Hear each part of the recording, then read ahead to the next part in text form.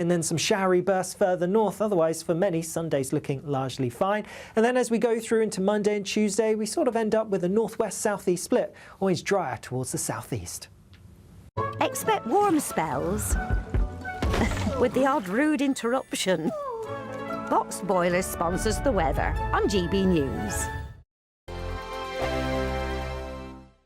You could bank an incredible £30,000 in tax-free cash to spend however you like. And if that wasn't enough, you'll also get to drive away in this brand new motorhome. This brand new 2025 Benamar Primero could be yours. It comes with all the mod cons you'd expect from a vehicle worth over £74,000 and comfortably sleeps 4 people. This prize package is worth over £104,000. For another chance to win, text WIN to 63225. One entry costs £2.50 plus one standard network rate message. Or text bonus to 63225. 5 entries cost £5 plus one standard network rate message. Go to gbnews.com/win. Entries start at £2.50. Call 0903 686 3232. Calls cost £2.50 plus your network access charge. Or post your name and number to GB16 PO Box 8690 Derby DE1 9TT. UK only. Entrance must be 18 or over. Lines close at 4 p.m. on the 31st of October. Please check the closing time if listening or watching on demand.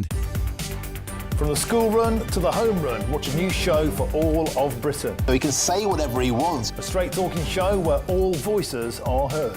And, you know, when are we going to stop talking about smashing the gangs and actually do it? With the stories that matter from every part of our country. There's a bit of a crash landing there for your Chancellor. Bold, fearless and standing up for you. That's me, Martin Daubney, 3 p.m. till 6 p.m. weekdays, here only on GB News. The People's Channel, Britain's news channel. Westminster's full of talk, but out here, it's the real world. Am I allowed to talk then? No, that's it. This is where it matters, real people and real lives.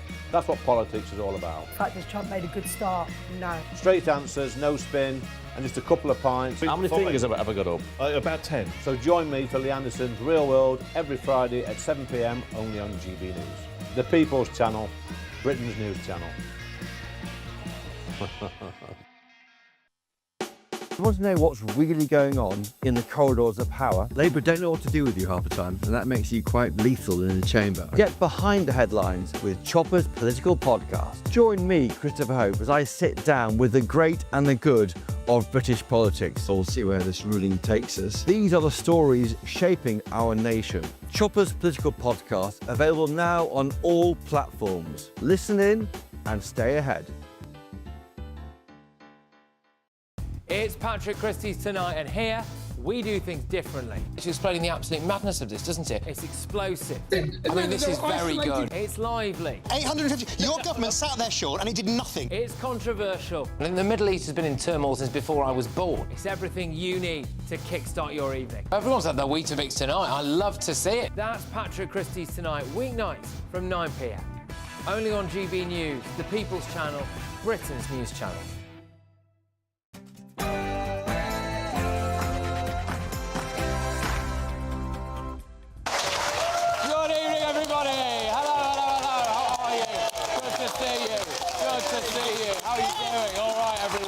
Thank you very much for coming. Thank you. Oh, all right. It is good to be back. It's 9 p.m. I'm Patrick Christys tonight. End the era of noisy performance. Tread more lightly on your lives. Tread more lightly on your lives, he said. Tread more lightly. Really, Sir Keir? I'm announcing this government will make a new free-of-charge digital ID mandatory for the right to work by the end of this Parliament. Starmer's sinister digital ID scheme. Anyone in favour of the digital ID? No. Right, OK, there you go. I love this. This is a focus group. Maybe he should have spoken to you. Or put it in his manifesto. And... Oh, you got a knife, man. Come for idiot. Don't come to me. Listen, I'm just filming, yeah? the Quran. Yeah, he was. Islamic blasphemy laws in Britain. Also...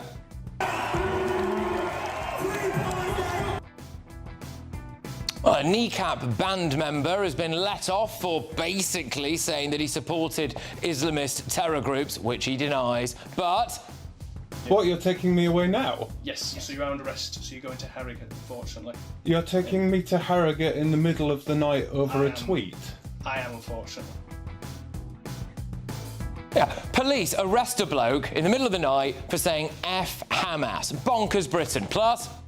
This is air traffic control. You're cleared for takeoff. Flight attendants, prepare for takeoff, please. Poor, desperate Afghan asylum seekers are going back to Afghanistan for their holidays. And Nigel Farage got in trouble for this. If I said to you that swans were being eaten in royal parks in this country, that carp were being taken out of ponds and eaten in this country by people who come from cultures that have a different... Would you agree it's happening here? I've certainly read... I didn't know about swans. Well, he was right. I'm going to get someone to check what bird this is. I think it might be a swan. You see the bones in this bird? Yeah. Because it's not a chicken, I'm a bit concerned. There's a hell of a lot of big white feathers in here. Yeah. I know, and problem is, could be anything from goose to swan. They're eating the swans. They're eating the swans. OK, it's not my fault. They're doing it. Anyway, on my panel tonight, we have got GB News' senior political commentator, Nigel Nelson. We've got journalist and broadcaster Suzanne Evans. And we've got Reform UK councillor for Westminster City, Layla Cunningham. And we've got political commentator Russell Quirk. OK, get ready, Britain. Here we go.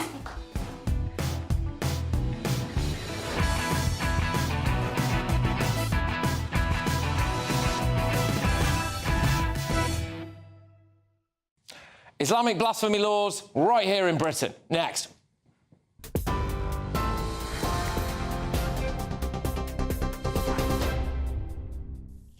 Patrick, thank you very much. The top stories. The Prime Minister says digital ID will be mandatory in order to work in the UK as part of plans to tackle illegal migration.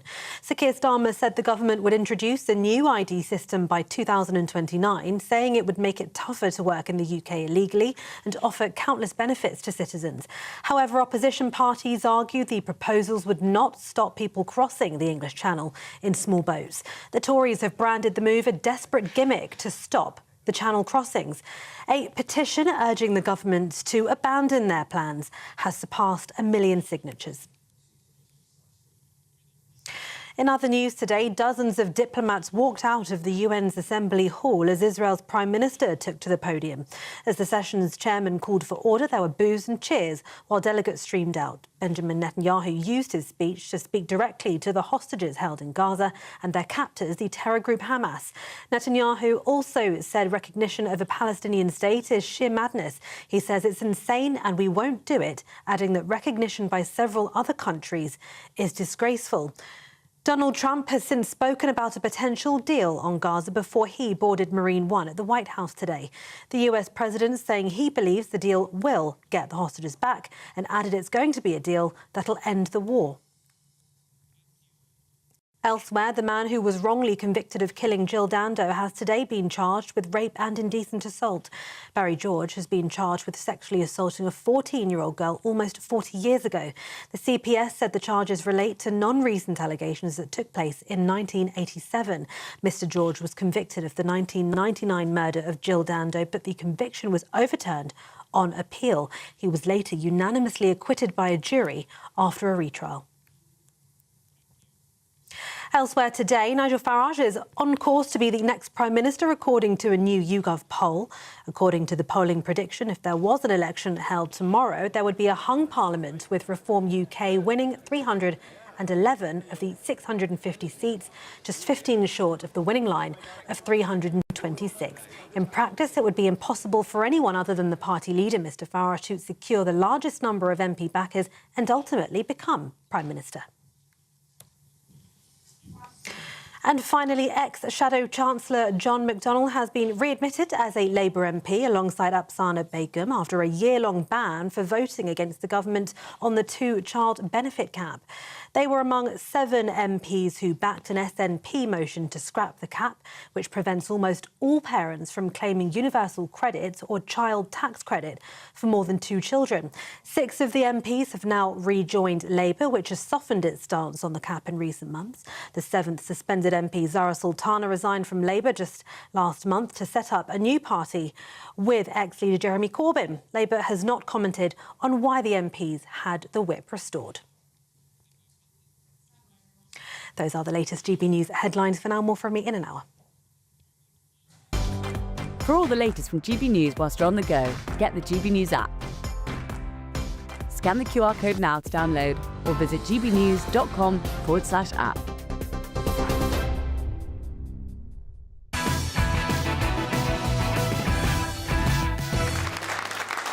Well, good evening, everybody. Thank you to our wonderful live studio audience. It is an absolute pleasure to be back. I've been champing at the bit for the last few weeks, if I'm being honest, because of all the kind of nutty news like this. We now have Islamic blasphemy laws in Britain, as far as I'm concerned.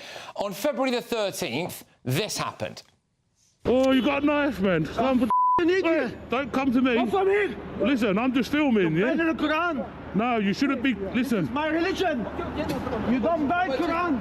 You don't burn. He just did. He's done it.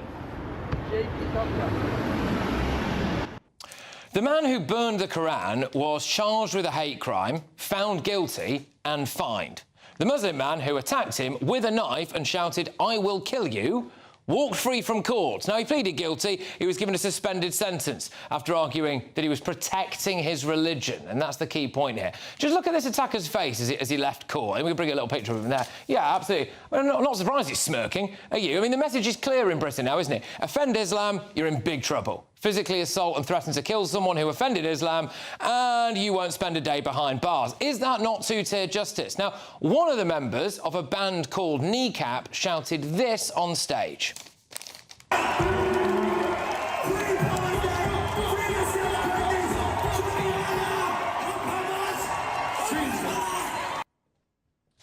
Yeah, so it was up Hamas, up Hezbollah. Fantastic there, wasn't it, really? So they have repeatedly said they deny that offence and will vehemently defend themselves. But today, it didn't really matter because the case was thrown out of court. Why?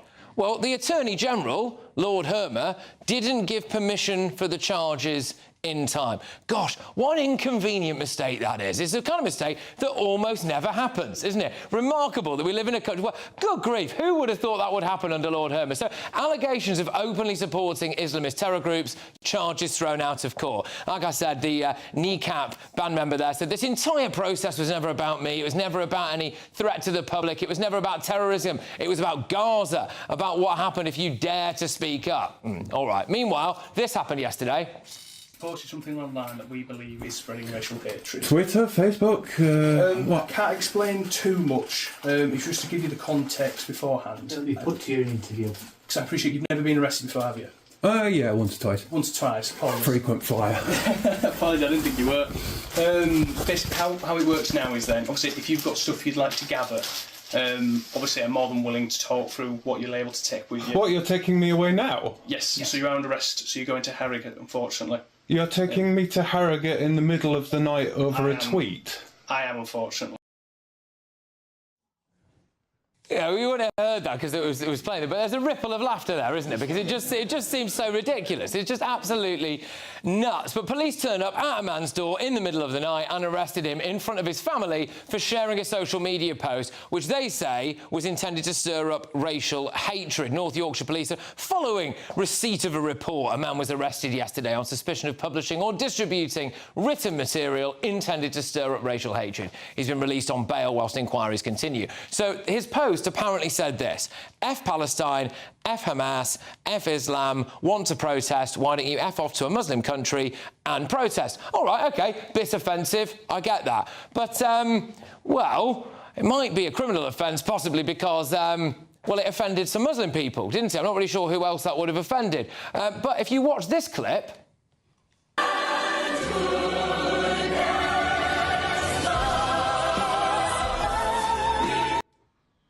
That is a man calling for someone to do Nigel Farage next after Charlie Kirk was shot in the neck and killed. Now, as far as we're aware, the police are taking no action to that whatsoever. No action. I think there is a bit of two-tier justice going about in Britain. If you offend Islam, you'll get hammered. If you happen to be a Muslim committing a crime or you are suspected of supporting an Islamist terror group, I think you'll probably just get a slap on the wrist. But let's get the views of my panel, but most importantly, actually, my live studio audience. There's a chap on the front row, if you don't mind kicking us off straight away, mate.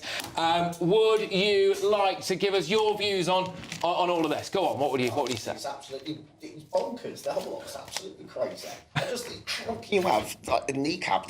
They're going on the stage and, you know, announcing that, and then all of a sudden you've got also a knife-wielding man running around the street with a knife, and then you've got the likes of the other people, like simple enough like that, and then you're looking, thinking, where's the two-tier justice in that? There's just nothing at all. So, yeah, I think we've just got to the point now. This is getting absolutely out of control, and I think we all believe in it, and I think we're all just got to stick together and just go forward from there, really, because this is really bad.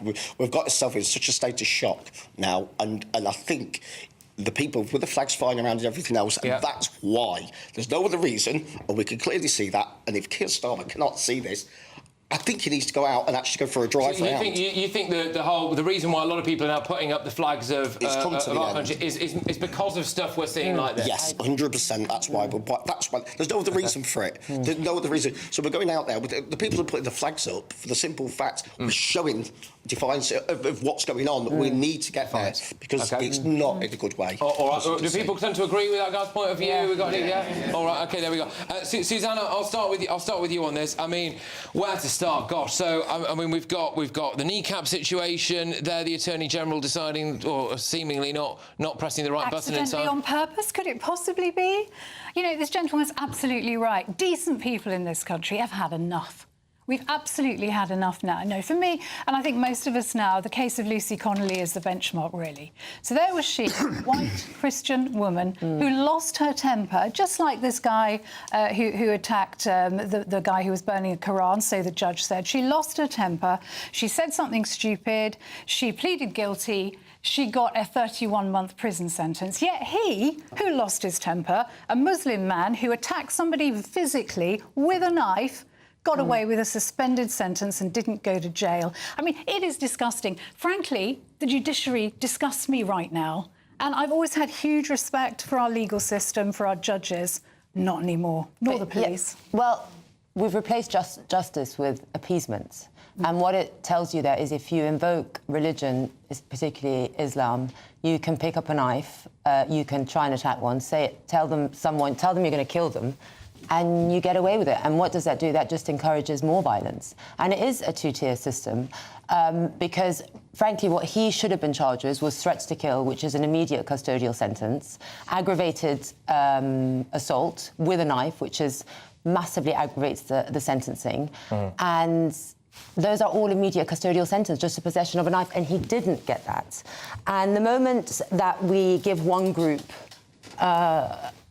better outcomes in justice, there's no justice at all. Absolutely. And you say that we don't have blasphemy laws. Yes, I think we got rid of them in 2008, was it? Yeah. But they've replaced it with public order offences, and public order offences says that you can be prosecuted if you cause alarm or distress to someone of a religious group. So it's come in through the back door. And there's never been more numbers of those kind of prosecutions, and it's normally against Muslim people. And I think hate crime, all kinds of hate crime legislation needs to be reduced because it stifles freedom of speech. That man should have gone to prison, and the man burning the Quran should not have. Well, Nigel, I do posit to you that I would have thought if you're at Speaker's Corner in Hyde Park of a weekend and a bloke decides to burn a copy of the Bible, and I pulled a knife out and said, I want to kill you, and tried to kill him, that I probably would have gone to prison for that. So what's gone on here? Well, I mean, you may have done if you'd had if the exact same circumstances happened with Quran burning happened to a Bible, you would be breaking the law. So that may have happened, but the whole thing is, this is not two-tier justice. It's actually just justice. It's multi-tier justice, if anything. All these cases are different. So starting off with Liam O'Hanna from Kneecap, that was a technicality was thrown out. We don't know what the result would have been if it had gone to trial. It was a technicality. At the moment, Do you find it hard to believe that the Attorney General managed to mess this one up? I think that's making an extraordinary allegation against the Attorney General of actually still allowed in this country. Can I just say, it's quite the coincidence, isn't it, that anybody that's on the left, anyone that's pro-Palestine and so on, anyone that's of Muslim flavour seems to get off, but anybody that's on the centre-right, anyone that's patriotic... But hang on, they didn't get off. Anybody that's at a St George's Day parade, anybody that's a legitimate protest because they're worried about the state of broken Britain, they are being persecuted, put in prison. And I'll remind you, by the way, let's not just talk about Lucy Connolly, let's talk about Peter Lynch. Peter Lynch was put in prison for a tweet. He died. He died in prison. Right. If this gentleman, Mr. Musa Kadri, that we're talking about, had been Jimmy Smith from Basildon, he would now be serving. Well, is that unfair? Go on, Nigel. Yeah, because what you're doing is you're trying to compare cases which are completely different. So the guy who burnt the Quran and started shouting anti-Islamic slogans, he was done for a hate crime. He got punished for that. He got fined 240 quid. Yeah. Musa Kadri, who attacked him with a knife, he got 20 weeks suspended. It's a different cause. One was assault, one was for an assault, and one was for a hate crime. They're different crimes. The thing is, in a democracy, right, if you cannot, you can't shield any kind of belief system from criticism. No, and the judge said exactly that. But a man who should have got sentenced for trying to attack someone with a knife that could have resulted in death got a suspended sentence, which means, hang on, he got off with no fine, he got off with nothing. The man who burnt the Quran didn't harm anyone, was charged with a fine. It is a serious... Yeah. We have to ask serious questions. The man who burned the Quran, what he was actually done for was not burning the Quran. Yes, he was done. Yes, he was. It was for being Islamophobic to the followers of Islam. So we don't have freedom of speech. We're not allowed to criticise Islam? No, you're not allowed to have hate speech. What did he say? Can criticise. Hang on. You can criticise Islam, but what you can't do is criticise the followers of Islam because that is hate speech. What's the difference? Nigel, do you think your argument's basically saying hurty words against Muslims are worse than physical violence? Do you really believe that? No, you may disagree with the way the judges are sentencing. You a question. Do you think hurty words are worse than physical violence? I think that the cases are different, and therefore... You're not going to answer my question. No, because I can't answer your question because each case is different. Each is an individual case. If someone burnt a Bible in the street, they'd also be prosecuted and fined the same as if they'd burnt a Quran, because the answer's no. So, Nigel, you may say that, Just a quick question, sorry, I was wondering, because the other aspect to this is that bloke getting a knock on the door by I think it was North Yorkshire Police and being carted off in the middle of the night for those tweets. Now, OK, so some of the content there, I think, what was offensive. I suppose the question really is that the kind of thing you should be getting a knock on the door for, Leila? No, definitely not. And we are not equal under the law. I wrote an article yesterday in the Daily Mail. I had to prosecute a woman in a full burqa in court, and when I asked the judge to ask her to remove it, she said no. These are religious sensitivities. If you rock up, if that gentleman rocks up in that amazing hat he's got on, the judge would force him to take it off. Yeah. OK. But she was allowed to keep a full face covering, and I had to prosecute someone who I had no idea who they were prosecuting. By the way, the burqa is not religious. No, it's not. It's got nothing to do with Islam. It's cultural. Exactly. Very quick word from you on the police knocking on that chap's door because he posted, you know, F Palestine, F Islam, F whatever. I mean, is that the kind of thing we should be getting nicked for? No, absolutely no. It's creeping. It's sinister. It's reminiscent of 1960s, 1970s Stasi East Germany. That is the way that we are heading, and it's very, very clear. And Britain must remain. Can I just say? Sorry, no, go on. In 2023, under the Conservatives, by the way, do you know how many people were arrested in Britain for so-called offensive tweets and posts on social media? 12,000. That's remarkable. Twice as many as Belarus. And I'll just say, Reform is the only one that's saying that Britain must remain a country of equal justice, free speech, and one for all. Anything less is a betrayal. All right. Yeah. Just very finally, do you think the police were right to knock on that guy's door if he's offended? I don't know what the complaint was, so it's the first time I've seen it. But yes, the police are carrying out laws handed down from Parliament. If duffers in Parliament are making those laws and they're going wrong, you can't blame the police for that. It does not say in Parliament there's no law that says it's wrong. It's a crime to attack. There's crime against knife crime, but somehow they're not getting arrested. All right, well, a lively start, good stuff. You got the ball rolling there, mate. So well done on the front row. I hope we're going to get a few more. Just the first one on the traps. It gets it get going. There you go. Before I tell you what we've got coming next, although I will tease you with if anyone fancies a quick holiday in Kabul anytime soon, apparently it's okay. But it's time for our Great British Giveaway. It's a holiday to Kabul. No, it's not. £100,000 worth of prizes, including a whopping great big motorhome and 30 grand in cash. Here's how you can be in it to win it. You're not going to want to miss our greatest Great British Giveaway so far. You could bank an incredible £30,000 in tax-free cash to spend however you like. And if that wasn't enough, you'll also get to drive away in this brand new motorhome. With thanks to Marquis Leisure, this brand new 2025 Benimar Primero could be yours. It comes with all the mod cons you'd expect from a vehicle worth over £74,000 and comfortably sleeps 4 people. This prize package is worth over £104,000. And remember, if you can dream it, you can drive it away. For another chance to win, text WIN to 63225. One entry costs £2.50 plus one standard network rate message. Or text BONUS to 63225. 5 entries cost £5 plus one standard network rate message. Go to gbnews.com/win. Entries start at £2.50. Call 0903 686 3232. Calls cost £2.50 plus your network access charge. Or post your name and number to GB16 PO Box 8690 Derby DE1 9TT. UK only. Entrants must be 18 or over. Lines close at 4 p.m. on the 31st of October. The winner will be contacted live on GB News, week commencing 10th of November. Please check the closing time if listening or watching on demand. Good luck. All right, loads coming your way, including this. End the era of noisy performance. Tread more lightly on your lives. Tread more lightly on your lives. Well, welcome to the world of state-mandated digital ID cards, everybody. But next, though. This is air traffic control. You're cleared for takeoff. Flight attendants, prepare for takeoff, please. That is the case of an Afghan asylum seeker who has gone back to Afghanistan for a holiday. Stay tuned.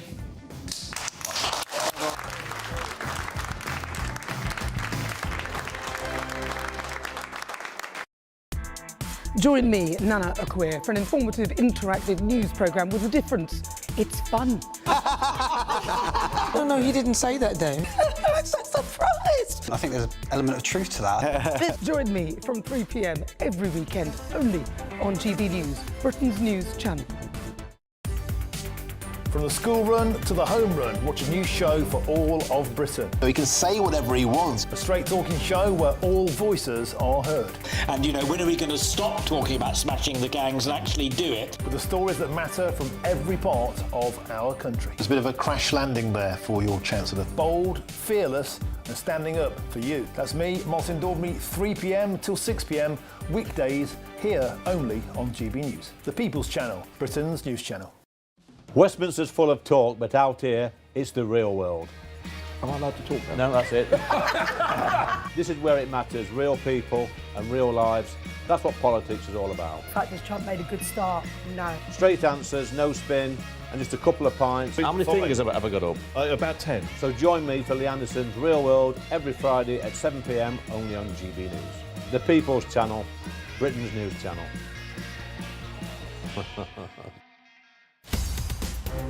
In the GB newsroom, we bring you the news as it happens. With our team of dedicated journalists across the UK, we're ready to keep you up to date with what's happening every half an hour, every single day.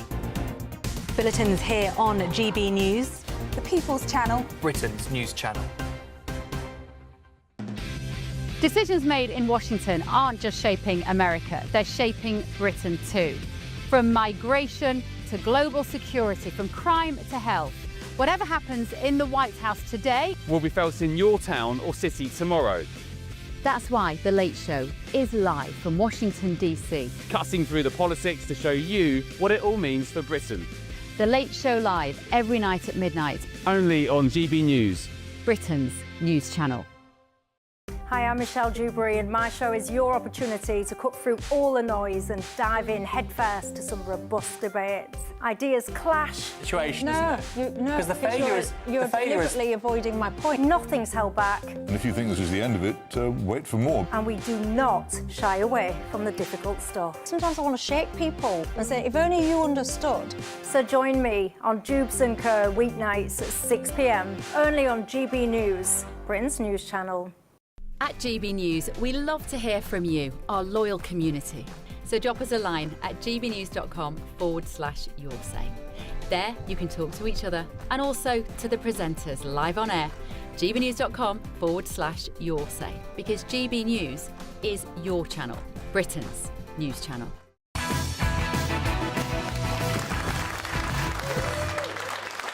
Welcome back, everybody. So, does anybody fancy a little trip to Kabul anytime soon? Apparently it's on the cards. An Afghan migrant who was granted asylum in the UK has been caught taking a nice, leisurely 8-week holiday in Afghanistan. I think we've got a clip. This is air traffic control. You're cleared for takeoff. Flight attendants, prepare for takeoff, please. That's his own TikTok. So he did that video himself. He's put it out there. He's not even trying to hide it, is he? But here he is. I think we've got some pictures here, have we? There he is. In April 2022, he crossed the channel illegally to escape the dangerous Taliban. He just couldn't handle it over there. They hate him over there. They'd kill him if he ever went back. But then, hold on a second. What do we have here? Oh, there he is. Well, he's back on a boat. Looks lovely, doesn't it? Weather's nice. There he is. Different kind of boat, that one, to be fair. But just enjoying the country of his birth. Spot of cruising around there. These images have rightly caused quite a lot of outrage. I mean, have we got any other images? That's the one, I think, isn't it? That's it. There you go. You're having a great time over there. They get a bit of outrage online, to say the least. And I've got people asking, does this case further prove that the asylum system is broken? Let's go and take it over to my panel here now. Russell, your views on the fact that we've given this guy asylum and then he's just gone home for a bit. They're laughing at us, aren't they? They're absolutely laughing at us. This is a guy that's fleeing persecution and goes back not just for 24 hours to see a dying relative. He goes back for 8 weeks, sailing, ice cream, went to the fair with his cousins. He's on a Ferris wheel. Waving at the Taliban. Hey, guys. And seemingly got back okay. I think it's good that he went. I just think it's a shame he came back. Look, this is a man that is clearly playing the system. And let's not forget as well that when it comes to asylum cases, our civil service, our Home Office, they grant something like 60% of asylum cases. France grant about 5%. So, go figure, right? So why do we think that is? It's clearly because we're not just a soft touch in terms of the things that actually we provide asylum seekers. And by the way, you can look right now on the Home Office website, and there's actually a Home Office page that says, asylum seekers, this is what you get. I kid you not, Google it. And there's another one for British people, this is what you won't get. Yeah. And it tells you what in terms of accommodation, money, if you're pregnant, not that any women are coming over, of course, it's all 25-year-old fighting-age men.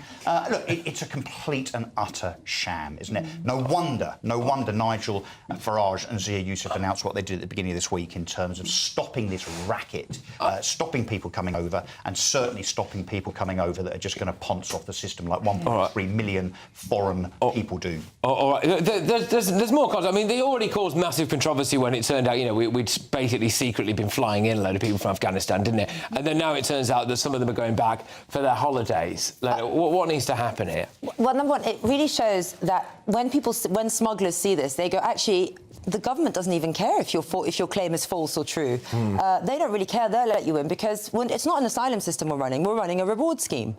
You come here and you get everything and you get sorted for life. What needs to happen is that if you enter this country illegally, you are not treated as an asylum seeker, you are treated as an illegal migrant, and you are detained in a detention centre and sent back either to where you came from or to somewhere else offshore. But you are not housed in a hotel, allowed to travel. It's a joke, like you say. No trampoline lessons.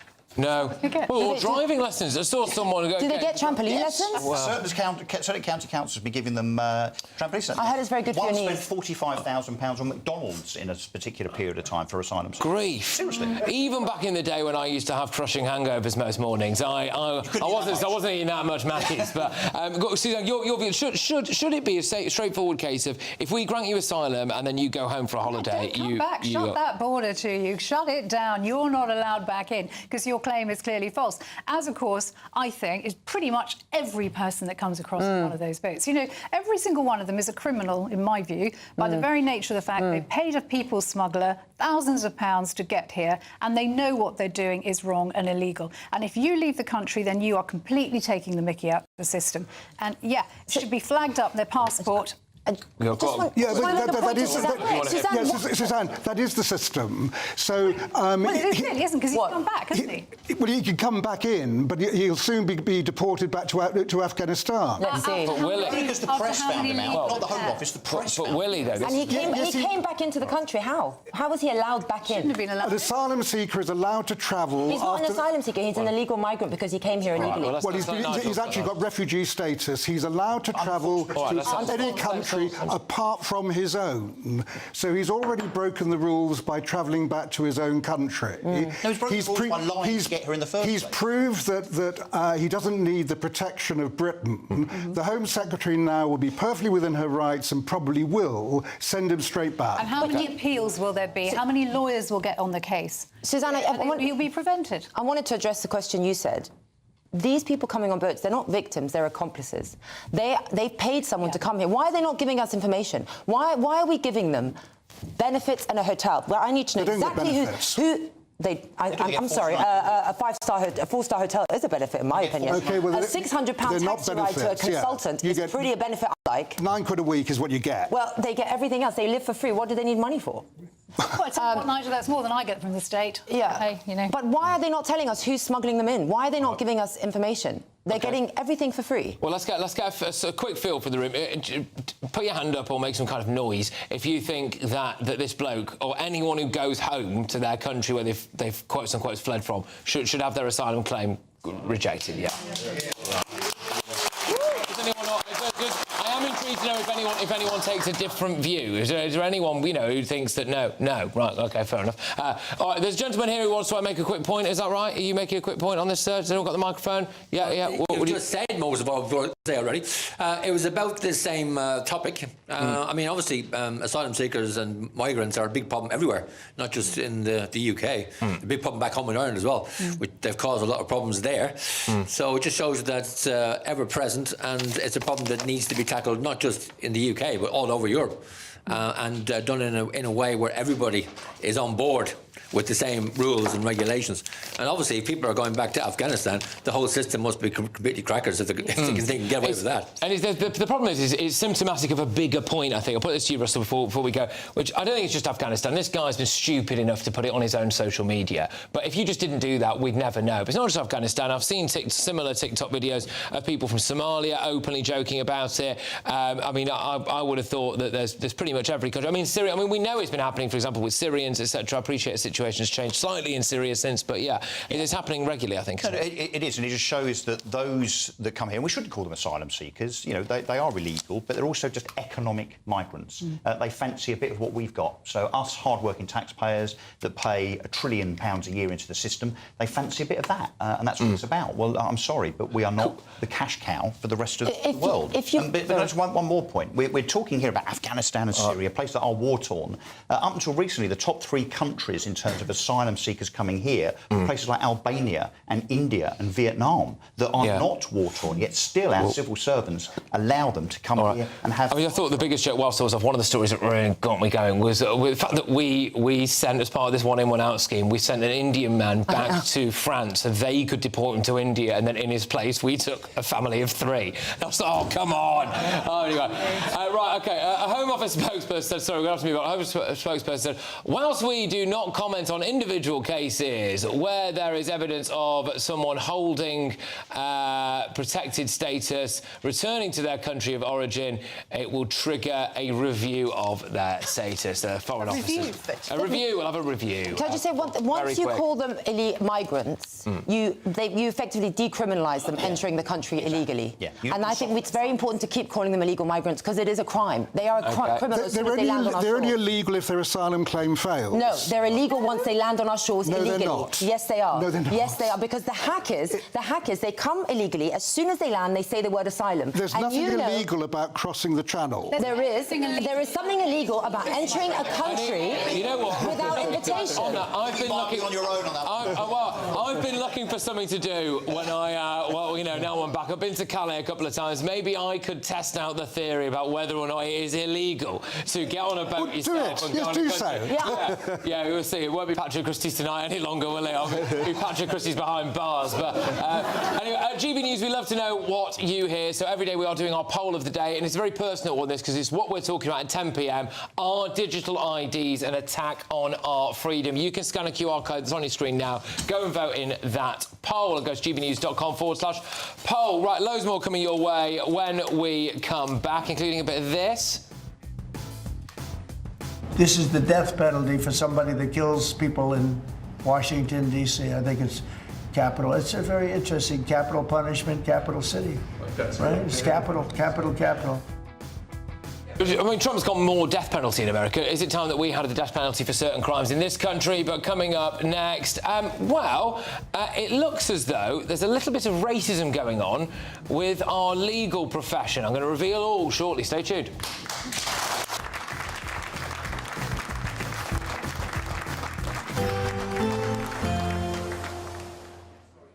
Dinner under the stars tonight? That reminds me of our travel insurance. You mean All Clear Skies? All Clear Travel Insurance sponsors GB News Travel Destinations Forecast. If you're wondering where's good for the weather or heading south during the next few days, be aware there's a next hurricane approaching Portugal whilst it's staying breezy through Greece, particularly the Greek islands. Nothing too unusual about that. But for Italy, increasingly unsettled, some heavy rain and thunderstorms, particularly towards the south, and for Sicily. Across Iberia, settled on Saturday, but here's that ex-hurricane likely to bring some strong winds and heavy rain into Portugal in particular later in the weekend. All Clear Travel Insurance sponsors GB News Travel Destinations Forecast. Good evening. This is your latest Met Office weather update for GB News.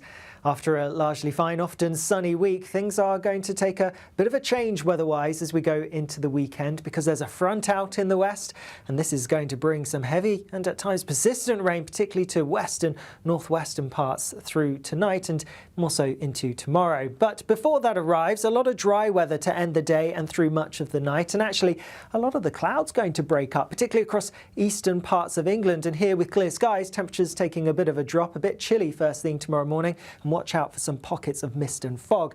Elsewhere, a bit more cloud than we've seen through some recent nights, so not turning quite as chilly. And across Northern Ireland, well, it's a wet start to the day, and watch out for some strong winds with that rain that's pushing through. Ahead of that rain, actually there will be a few showery bursts of rain here and there across some southern and central parts of England and Wales. Largely dry though to start the day across parts of northern England and much of Scotland. Just that band of rain I highlighted at the start affecting some western parts of Scotland and much of Northern Ireland. Now that rain is going to gradually shift its way a little bit further eastwards as we go through the day, but it's not going to go through particularly quickly. So it really is across western, southwestern Scotland and eastern Northern Ireland where we're going to see the rainfall totals building up, and we do have a couple of warnings out because some disruption is likely to travel and also a bit of flooding in places as well. Elsewhere across other parts, actually a largely fine day, some sunshine breaking through, and with that in the sunshine, not feeling too bad. Temperatures peaking in the mid to high teens, may just about scrape into the low 20s.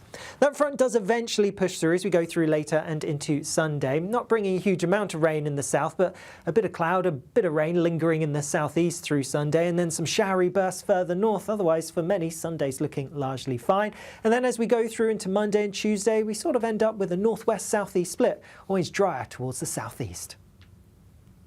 In the GB Newsroom, we bring you the news as it happens. With our team of dedicated journalists across the UK. We're ready to keep you up to date with what's happening every half an hour, every single day. Bulletins here on GB News.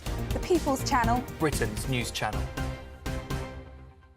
West Westminster, the ultimate clique. And you're fighting like rats in a sack. But here on the Camilla Tominey Show, we ask the questions the establishment media is too scared to ask. OK, let me ask you a straight question, because I know you're a straight-talking politician. Whether it's net zero, illegal immigration or law and order, nothing is off-limits. You had the power then. Yeah, as I and say, now you've lost it. That's the Camilla Tominey Show, a politics show that's fearless. But no, let me finish my question if you don't mind, because it is my show. Sundays at 9:30, only on GB News, the People's Channel, Britain's news channel.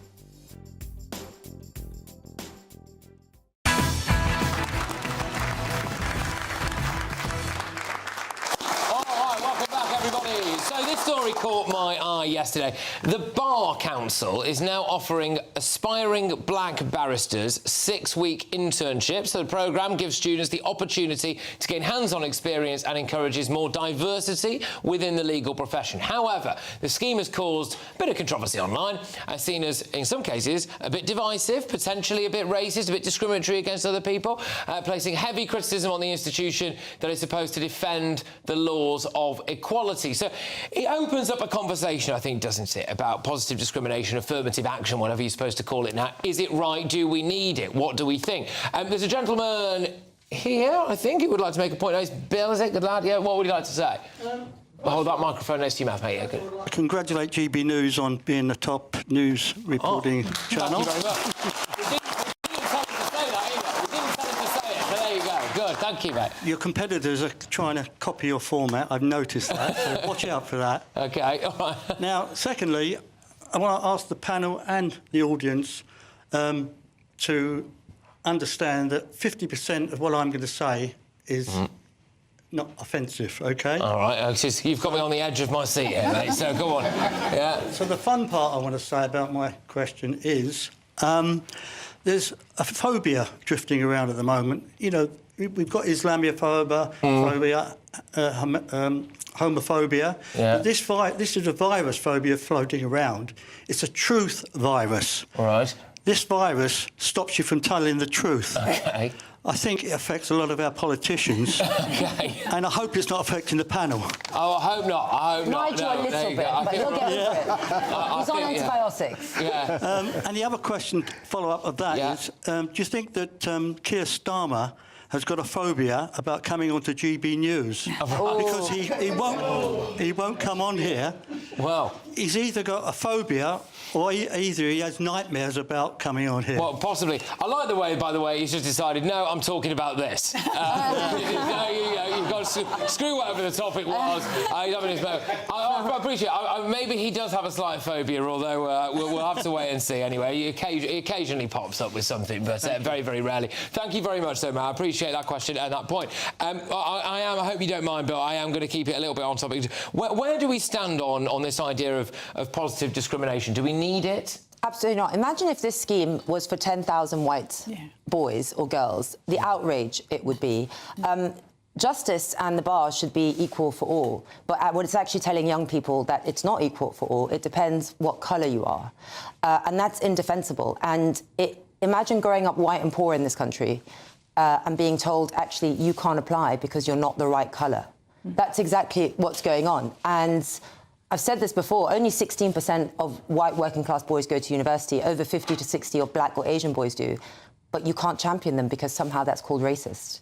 And this kind of only enforces that. And we must go back to a meritocracy. We cannot hire people on the basis of their colour. I suppose the other thing that's slightly on the nose about this is that in the legal profession, you know, it's really like justice is supposedly blind, isn't it? And the idea that there might be a bit of a leg up for certain people based singularly on their race or ethnicity, Russell, is in the legal profession is a bit stark, maybe. Well, there's no such thing as positive discrimination. There's just discrimination. So, you know, the fact that apparently it's not legally possible, I mean, you'll correct me if I'm wrong, Layla, to be racist towards a white person.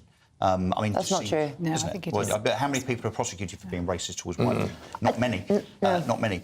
So, look, discrimination to me is discrimination. And I think that the more that the liberal elite in these organisations, whether it's the police, the judiciary, the Bar Council, the civil service or whatever, attempt to try to do this by way of what they see as a leg up, the more polarising it becomes for the rest of us. So in itself, it's just not helpful.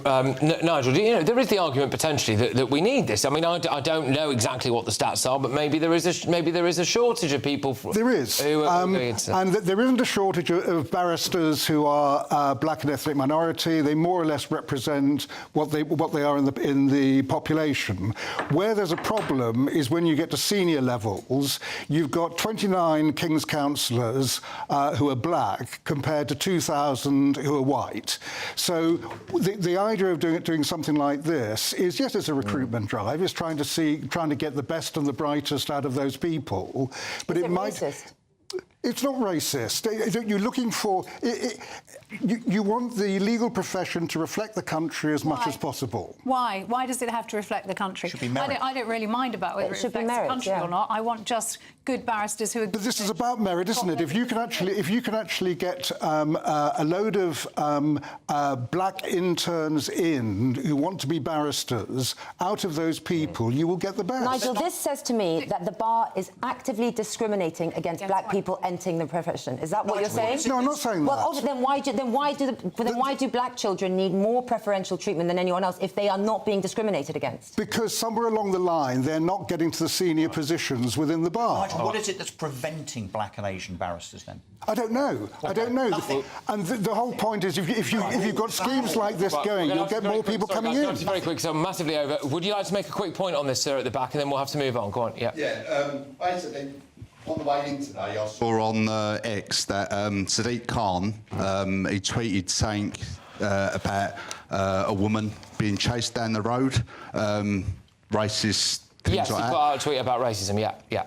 But if that was a white person that happened, Sadiq Khan wouldn't tweet anything. Why does Sadiq Khan basically always because he's tweet a race something? baiter. Yeah, he's a race baiter. He's a race baiter. Well, so sorry, no. I'm sorry about this. We're way over. Thank you, though, mate. All right, OK, good. So obviously, I will just say Sadiq Khan is here to defend himself, but there we go.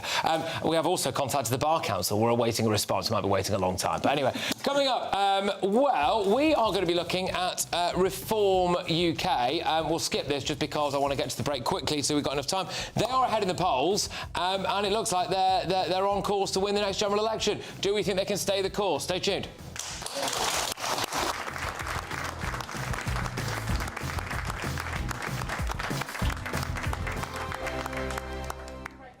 Welcome back to Britain's Newsroom with Andrew and Beth. Hello, everyone. Patrick Christys here. I'm Michelle Chu, Britain's News Channel.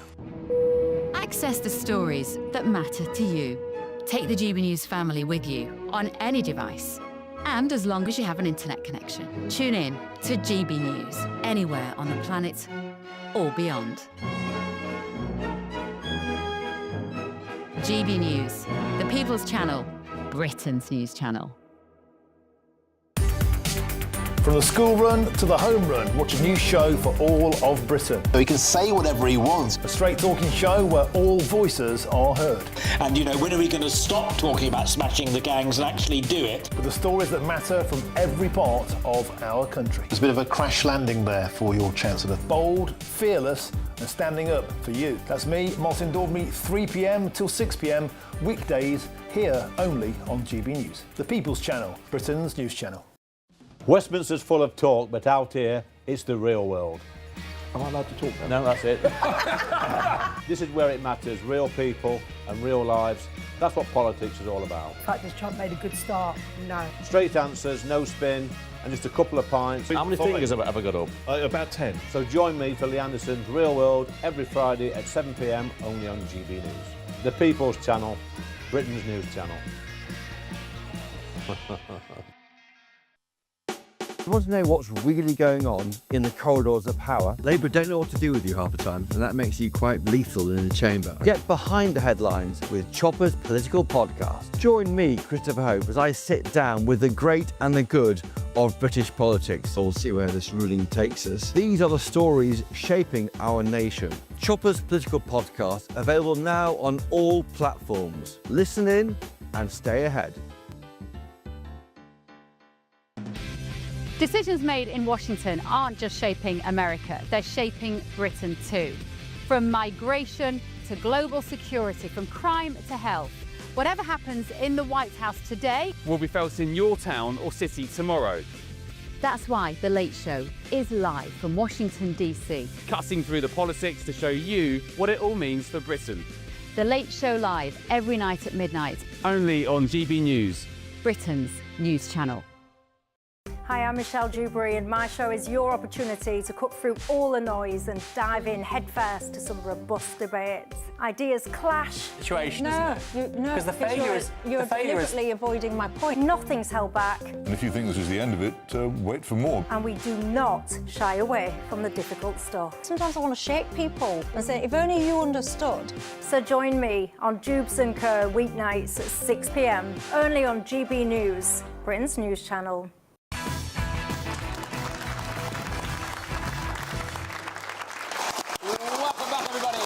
Reform UK is continuing to surge in popularity, showing no signs of stopping. Nigel Farage's party is now on course to inflict Labour's worst defeat since 1931. A YouGov poll. Wow. They're all clapping for reform or clapping because they hate Labour, but there you go. Labour is set to drop from 399 seats to just 144. Reform are currently... There you go, it might be that they hate Labour. Reform are on course to win 311 seats. However, it's still 15 short of a parliamentary majority. My point is this, long way to go. Can Reform stay the course? Gentleman on the front row in the lovely pink shirt, what are your views? Yeah, I don't think it's just about can Reform stay ahead. Is there actually anything any of the other parties can do to claw it back? I think most people that switch to Reform now have pretty much nailed their colours to the mast quite firmly. Quite literally in some cases. And in some cases they're going to make a few mistakes between now and the next election. Yeah. But I think we've passed the point now where anyone can claw anything back out of the two main parties. All right, well, people agree with that generally, do you think? Yeah? That's where we are. Well, I'll go Suzanne first. We didn't get to hear from you in the last segment. So do you think Reform can stay the course? Oh, I really, really hope so, because I think they're our last hope, aren't they? You know, Conservatives, Labour, basically much the same we've had from them since 2010. I'm absolutely depressed about the state of both political parties, the both main parties as were. So, yeah, I think Reform's our only hope, really. I hope it can stay the course. Unfortunately, it's a long time until the next election. They've got a lot of work to do to hold it together. You know, the fact remains they started this Parliament with 5 MPs. They've still got 5 MPs, despite having 4 more, because they lost 2, because they couldn't hold it together. Right. And they've really got to. They've really got to put country before party. They've really got to put country before egos. They've got to pull together and fight for us all, and just for goodness sake, hold it together. Layla, there's a long time to go. Still 15 short of a majority. Yeah, well, but Patrick, what these polls tell me is both parties are collapsing.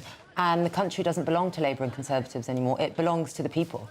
It belongs to the people that have been overtaxed, underprotected and betrayed. It belongs to the people who pay the taxes, play fair, and frankly, all you want is safe streets, secure borders and politicians that don't lie. What you do have is Labour and Conservatives who look down on the ordinary person. Worse, they call them populists or far rights.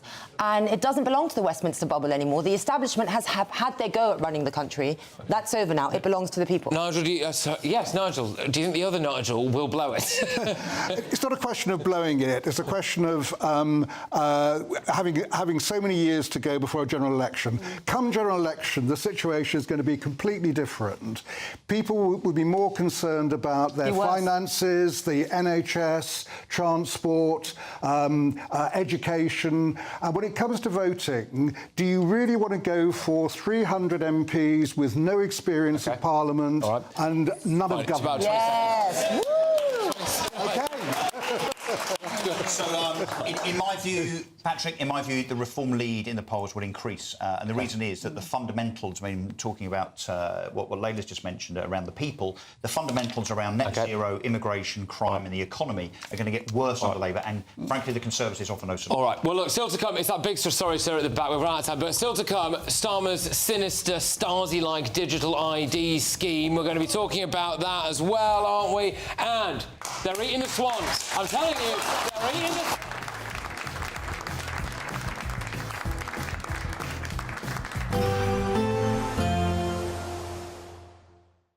Expect warm spells with the odd rude interruption. Box Boilers sponsors the weather on GB News. Good evening. This is your latest Met Office weather update for GB News. After a largely fine, often sunny week, things are going to take a bit of a change weather-wise as we go into the weekend because there's a front out in the west, and this is going to bring some heavy and at times persistent rain, particularly to west and northwestern parts through tonight and more so into tomorrow. But before that arrives, a lot of dry weather to end the day and through much of the night, and actually a lot of the clouds going to break up, particularly across eastern parts of England. And here with clear skies, temperatures taking a bit of a drop, a bit chilly first thing tomorrow morning, and watch out for some pockets of mist and fog. Elsewhere, a bit more cloud than we've seen through some recent nights, so not turning quite as chilly. And across Northern Ireland, well, it's a wet start to the day, and watch out for some strong winds with that rain that's pushing through. Ahead of that rain, actually there will be a few showery bursts of rain here and there across some southern and central parts of England and Wales. Largely dry though to start the day across parts of northern England and much of Scotland. Just that band of rain I highlighted at the start affecting some western parts of Scotland and much of Northern Ireland. Now that rain is going to gradually shift its way a little bit further eastwards as we go through the day, but it's not going to go through particularly quickly. So it really is across western, southwestern Scotland and eastern Northern Ireland where we're going to see the rainfall totals building up, and we do have a couple of warnings out because some disruption is likely to travel and also a bit of flooding in places as well. Elsewhere across other parts, actually a largely fine day, some sunshine breaking through, and with that in the sunshine, not feeling too bad. Temperatures peaking in the mid to high teens, may just about scrape into the low 20s. That front does eventually push through as we go through later and into Sunday, not bringing a huge amount of rain in the south, but a bit of cloud, a bit of rain lingering in the southeast through Sunday, and then some showery bursts further north. Otherwise, for many, Sunday's looking largely fine. And then as we go through into Monday and Tuesday, we sort of end up with a northwest-southeast split, always drier towards the southeast. Expect warm spells with the odd rude interruption. Box Boilers sponsors the weather on GB News. This is your chance to win a motorhome and cash in our biggest giveaway to date. Courtesy of Marquis Leisure, you could be the proud owner of this 2025 Benamar Primero. It comfortably accommodates 4 people and can be driven on your standard driving licence. Plus, you'll also bank an incredible £30,000 in tax-free cash to spend on anything you like. Make sure you don't miss out. For another chance to win, text WIN to 63225. One entry costs £2.50 plus one standard network rate message, or text BONUS to 63225. 5 entries cost £5 plus one standard network rate message. Go to gbnews.com/win. Entries start at £2.50. Call 0903 686 3232. Calls cost £2.50 plus your network access charge. Or post your name and number to GB16 PO Box 8690 Derby DE1 9TT. UK only. Entrance must be 18 or over. Lines close at 4 p.m. on the 31st of October. Please check the closing time if listening or watching on demand. Good luck. From the school run to the home run, watch a new show for all of Britain. So he can say whatever he wants. A straight-talking show where all voices are heard.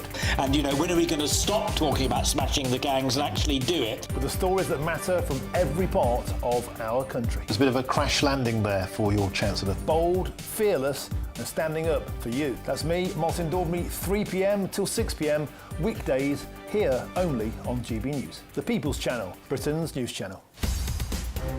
In the GB Newsroom, we bring you the news as it happens. With our team of dedicated journalists across the UK, we're ready to keep you up to date with what's happening every half an hour, every single day. Bulletins here on GB News. The People's Channel, Britain's news channel. Westminster's full of talk, but out here, it's the real world. Am I allowed to talk now? No, that's it. This is where it matters, real people and real lives. That's what politics is all about. In fact, Trump made a good start. No. Straight answers, no spin, and just a couple of pints. How many fingers have I got up? About 10. So join me for Lee Anderson's Real World every Friday at 7 p.m, only on GB News. The People's Channel, Britain's news channel.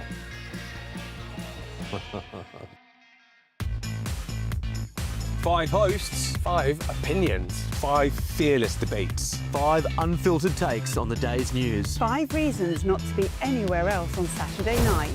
This is the Saturday Five. You got me good there. Britain's biggest Saturday night TV show. It's not a bad brand. Yeah. Uncensored. Very, very racy tonight on the unpredictable. What did she say? Can you translate it for us? And always entertaining. And how can a country go from being led by William Wallace Saturday nights from 6 p.m. only on GB News. The People's Channel. Britain's news channel. You're going to want to stay tuned, trust me. All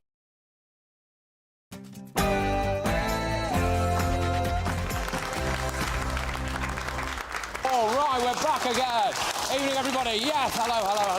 Good, I'm going to go further back this time. Brilliant stuff. Thank you very much, everybody. Tremendous to be back. It's 10 p.m. I'm Patrick Christys. Tonight. End the era of noisy performance. Tread more lightly on your lives. Really? Circus Summer treading more lightly? Well, we've got this now, haven't we? I'm announcing this government will make a new free-of-charge digital ID mandatory for the right to work by the end of this Parliament. Starmer's sinister digital ID scheme. Anyone in favour of digital ID cards? No. OK, there you go. And? Oh, you got a knife, man. Wait, don't come to me. Listen, I'm just filming, yeah? Yes, it's the Islamic blasphemy laws here in Britain. Also... Oh, remarkably, the kneecap band member was let off for supporting, as it seems anyway, Islamist terror groups. He denies that. But... What, you're taking me away now? Yes, so you're under arrest, so you're going to Harrogate, unfortunately. You're taking me to Harrogate in the middle of the night over a tweet? I am, unfortunately. You know, the thing with that is they wouldn't even tell him what tweet it was. So they knock on your door and they go, right, you're Nick, dragging you off in front of your wife and kids. You're like, can I just ask you what this is for? No, can't do that. Anyway, police arrested a bloke, essentially, as it turned out, for saying F Hamas. Bonkers Britain. Plus... This is air traffic control. You're cleared for takeoff. Flight attendants, prepare for takeoff, please. Well, Afghanistan looks nice, doesn't it? That poor, desperate asylum seeker who went back to Afghanistan for his holidays. And Nigel Farage got in a bit of trouble for this. If I said to you that swans were being eaten in royal parks in this country, that carp were being taken out of ponds and eaten in this country by people who come from cultures that have a different... Would you agree it's happening here? I've certainly read... I didn't know about swans. I've read about... They're eating the swans. I'm going to get someone to check what bird this is. I think it might be a swan. You see the bones in this bird? Yeah. Because it's not a chicken, I'm a bit concerned. There's a hell of a lot of big white feathers in here. Yeah. I know. And the problem is, could be anything from goose to swan. It's a swan, isn't it? We all know it's a swan. They're eating the swans. OK, also a bit of this. This is the death penalty for somebody that kills people in Washington, D.C. I think it's capital. It's a very interesting capital punishment, capital city. Right? It's capital. Right, who in here is in favour of the death penalty? Yeah, it always splits. When you look at opinion polls on this, it's always very, very split. The reason I ask is because what you've just seen there is President Trump is rolling it out in Washington, D.C. in America. Should we have it here? On my panel tonight, we have got GB News' senior political commentator, Nigel Nelson. Hey, we've also got journalist and broadcaster Suzanne Evans. And we have got Reform UK Councillor for Westminster City, Layla Cunningham. And political commentator Russell Quirk. Get ready, Britain. Here we go.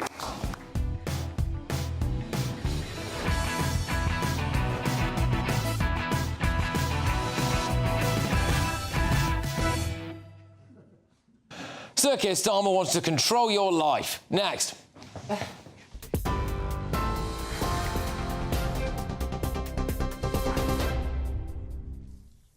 Patrick, thank you very much and good evening. The top stories. The Prime Minister says digital ID will be mandatory in order to work in the UK as part of plans to tackle illegal migration. Sir Keir Starmer said the government would introduce a new ID system by 2029, saying it would make it tougher to work in the UK illegally and offer countless benefits to citizens. However, opposition parties argued the proposals would not stop people crossing the English Channel in small boats. The Tories branding the move a desperate gimmick to stop the crossings. A petition urging the government to abandon their plans earlier surpassed 1 million signatures. The UK's population jumped by more than 755,000 in the year to June 2024, the second highest annual rise on record. New figures from the ONS show 1.23 million migrants arrived in the country during that period, while under 500,000 left. The data also reveals deaths now significantly outnumber births, with migration driving population growth under Labour's government. Ex-Shadow Chancellor John McDonnell has been readmitted as a Labour MP alongside Afsana Begum after a year-long ban for voting against the government on the two-child benefit cap. They were among 7 MPs who backed an SNP motion to scrap the cap, which prevents almost all parents from claiming universal credit or child tax credit for more than 2 children. 6 of the MPs have now rejoined Labour, which has softened its stance on the cap in recent months. The 7th suspended MP, Zara Sultana, resigned from Labour last month to set up a new party with Jeremy Corbyn. Labour hasn't yet commented on why the MPs had the whip restored. Elsewhere, a nursery worker who abused 21 babies has been jailed for 8 years as parents of her victims branded her the worst kind of human. Roxana Lecker from Hounslow in West London admitted 7 counts of cruelty to a person under the age of 16 and was convicted after a trial of another 14 counts over her sadistic actions at 2 nurseries. The 22-year-old's crimes were discovered in June last year after she was sent home for pinching a number of children at Riverside Nursery in Twickenham in southwest London. And finally, former leader of the Liberal Democrats, Lord Ming Campbell, has died at the age of 84. Walter Menzies Campbell, often known as Ming, had a parliamentary career spanning 5 decades. He served as leader of the party between 2006 and 2007. His grandson praised him in a statement, saying, "Like so many of us, I greatly benefited from Ming's advice and guidance over the years." Those are the latest GB News headlines for now. More from me in an hour. It is back to Patrick. You can now watch GB News live across the United States of America and the world on Truth Plus. Scan the QR code to find out more or visit gbnews.com/truth.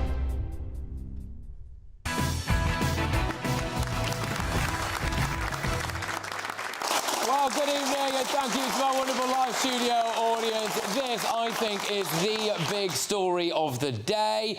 Does Labour want digital ID cards because they want total state control over your lives? Here is what Sir Keir Starmer said on the steps at Downing Street just after he won the general election. You have given us a clear mandate, and we will use it to deliver change, to restore service and respect to politics, end the era of noisy performance, tread more lightly on your lives, and unite our country. Tread more lightly on your lives, he said there. That was remarkable, wasn't it? Tread more lightly on your lives. Well, here he is today. I'm announcing this government will make a new free-of-charge digital ID mandatory for the right to work by the end of this Parliament. Let me spell that out. You will not be able to work in the United Kingdom if you do not have digital ID. It's as simple as that. Because decent, pragmatic, fair-minded people, they want us to tackle the issues that they see around them. It's just the sound of Keir Starmer treading lightly on our lives there, isn't it? We already have a national insurance number. You need that in order to get a job. Illegal migrants, are they going to be turned back in the channel because they don't have a digital ID? No. Albanian drug lords, are they going to make their dealers show them a brick card? I don't think so. That dodgy local car wash, is it going to make those Iraqi blokes who don't speak English show them their papers? No, it's not at all. I want to ask you all a question, though. Do you trust Sir Keir Starmer? No. OK. I mean, he couldn't even tell you the truth about bus fares, could he? He tweeted about putting working people first with Labour's £3 bus fare cap. Then it turned out his government had raised the bus fare cap from £2 to £3, which he doesn't seem to mention. Under his government, we've got stuff like this. Something that we believe you've written on Facebook has upset someone. You're here because somebody got upset. Is it against the law? Am I being arrested? You're not being arrested. Then what are you doing here? My plan was, if you were admitting that it was you who wrote the comment, you could just make an apology to the person. I'm not apologising to anybody, I can tell you that. The alternative would be that I have to call you in for an interview. I'm here to talk to you about the allegation. They've reported it to the police. So what? Obviously, we get a lot of reports like that. Are there no houses that have been burgled recently? That's just yet another example of the police knocking on someone's door for social media posts. In this case, at least, no further action was taken, but she was scared senseless, bless her. We've also got this new Online Safety Act that censors news and articles and social media posts. So when he says that digital IDs won't impact on your life, do you believe him? No. There's already talk by some in the transport industry, get this, of you needing a digital ID to get a train in future. Starmer says that digital IDs are all for your own good. Let's have a look at what happened during COVID, all right? You weren't allowed to sit down in a park. You couldn't drink alcohol at a pub, but you could if you ordered a Scotch egg. Do you remember that? Oh, it's remarkable, wasn't it? Choirs had to wear face masks. No dancing at weddings. So Sir Keir Starmer, he wanted all this stuff. He wanted harder, faster, tougher lockdowns, and now he's telling you that digital IDs, oh, it's all fine. Labour have used Estonia as an example for digital IDs working well. Let's have a listen to this.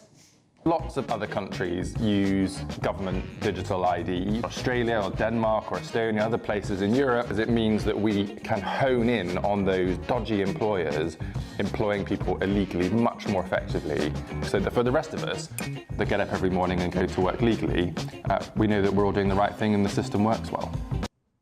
Yeah, load of rubbish, because Estonia's digital ID scheme was hacked. There you are. 280,000 people's personal records were stolen. India's digital ID scheme was hacked. 815 million people had their personal information leaked online. Also, there is strong evidence that 34 million Indonesian passport-related documents were also leaked and put up for sale. I mean, I could go on. This was not in Labour's manifesto, so nobody voted for this. What is the mandate for it? If you're still on the fence about it, and maybe some of you are, but if you're still on the fence about it, just have a think about whose idea this was.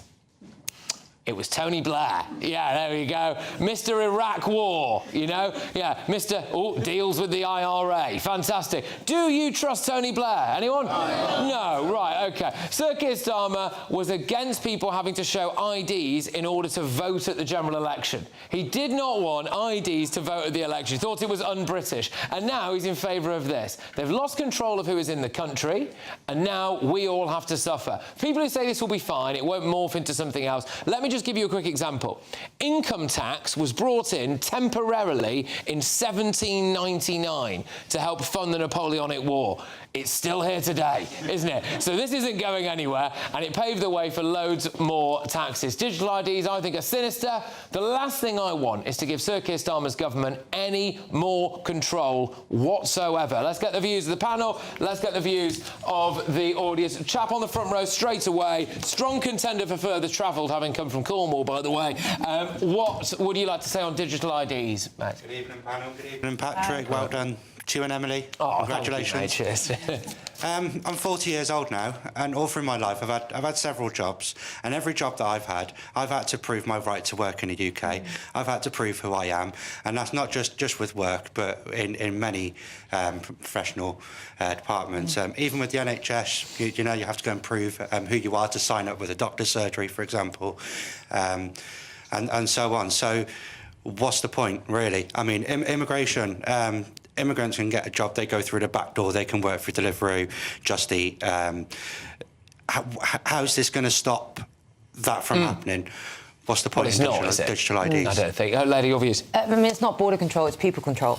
The government just wants all your information. They want to track what you do, how you spend it, and everything you do. And it's a massive mission creep. Like we said, there is absolutely no mandate for this. The way you stop illegal migration is you remove we unsign ourselves from the ECHR and we deport and detain. And the fact that my liberties have to be removed or curtailed because of illegal migrants. So I'm paying for their failure. So because he can't control illegal migration, he now is going to track legal migrants for life. I'm sorry, that's a no. Russell and then Suzanne on this, what would you say to that? I mean, because some people say, oh, the slippery slope argument, it's a really weak argument, but I don't... Because we often see that slippery slope and we often end up at the bottom of that slippery slope, unfortunately. So look, this is command and control by stealth. Let's be clear, there's already legislation that prosecutes employers if they employ someone unlawfully and illegally. I think the fines are many, many thousands of pounds. The notion that this is going to stop people working in the black economy, I mean, that is just absolutely nonsense. What this is, and as you've said, Tony Blair, who's looking more and more like a Harry Potter villain, actually, as everything goes on. He needs a white cat or something, doesn't he? Yeah, he just has long kind of Voldemort hair. He's been trying to introduce this to Britain for command and control purposes, in my view, for many, many years. This is about, actually, I think, not just tracking. This will control your bank account, your health records, your travel, your access to things, for instance, concerts or whatever. I think what this is a precursor to a thing called social credits. Yeah. If you misbehave, particularly on social media, you won't just be prosecuted like you are now. You'll also be prevented from living a full and prosperous life. This is communism, ladies and gentlemen. This is communism through the back door, plain and simple. It's weapons of mass destruction of our freedom, to quote Tony Blair. And I don't think we should take it lightly. Well, do you hear what Darren Jones said today? He let me quote him. He actually called this the bedrock of the modern state. That sounds really scary. It's deeply sinister. I agree with everything that Russell has said. You know, this is not about immigration, absolutely not, and it's not about work. It's also not an employer's job to police our borders. It's the government's job to police our borders. So stop trying to put the blame on employers. As Russell said, this is about power. It's about government power and control, the right to switch off your life. Look back, we were laughing about COVID and the Scotch egg, but that's a serious point here. They loved that power. They discovered they had the power to tell us to stand on a yellow dot in a supermarket. Yeah. You know, something that pathetic. And yet a lot of people went along with it. And the idea of giving the government that sort of power through the system, Russell's also right, the Chinese-style social credit system, they can switch off your life with this. You go to the wrong kind of protest, you say the wrong kind of thing on Twitter, that's it. You could potentially lose your right to freedom of movement, to your benefits, the right to travel, to access public services. And if you think this is all very far-fetched, just look at what they did to the truckers in Canada who protested against COVID vaccine mandates. They closed their bank accounts. But Susan, we need to have Nigel on this. Go on, Nigel. First of all, I'm against mandatory digital ID. However, it rather depends how it works. All the various sort of scare tactics you've put out there, we don't know. We don't know exactly what it's going to be, exactly how it's going to work. That's how they work, and that's how they work, Nigel. You can tell me how it works, but we don't actually know. We don't know until we see it. You know, so you have ID because you want something. So you have a driving licence because you want to drive. You have a passport, you want to go abroad. Exactly. Why do we need an ID? So what am I going to get with this? If you want to work and this is a more convenient way of doing it, I don't mind a right to work card as long as it's restricted to that. And by the way, Patrick, you had to go into Online Safety Act. Yeah. I mean, it doesn't just do what you described it does. It does protect children against... No, it doesn't. It does. It protects children against suicide sites, self-harm sites, and extreme pornography. You also had a go at Tony Blair, and the fact he talked to the IRA means we have peace in Northern Ireland and the mainland's not being bombed. Nigel, do you think ID cards will stop illegal immigration? No, I don't. Do you think it solves for anything? What? A digital ID. I think what does it solve for? I think it might work for visa overstayers. Why?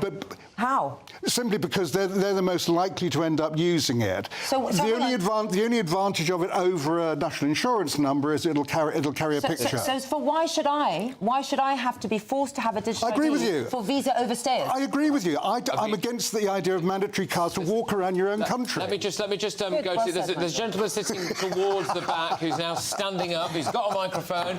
Sir, what would you like to say, sir, on this? But you could. Go on, Kip.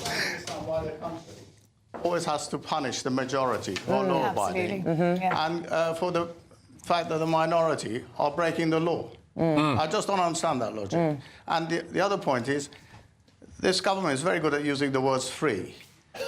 It might be free that I'm not paying for it, but I'm paying for it through taxes. Absolutely, of course. So I have no idea what these words free. And when the government comes in and says, oh, we're giving away 50 billion quid for this, Well, we are paying for it.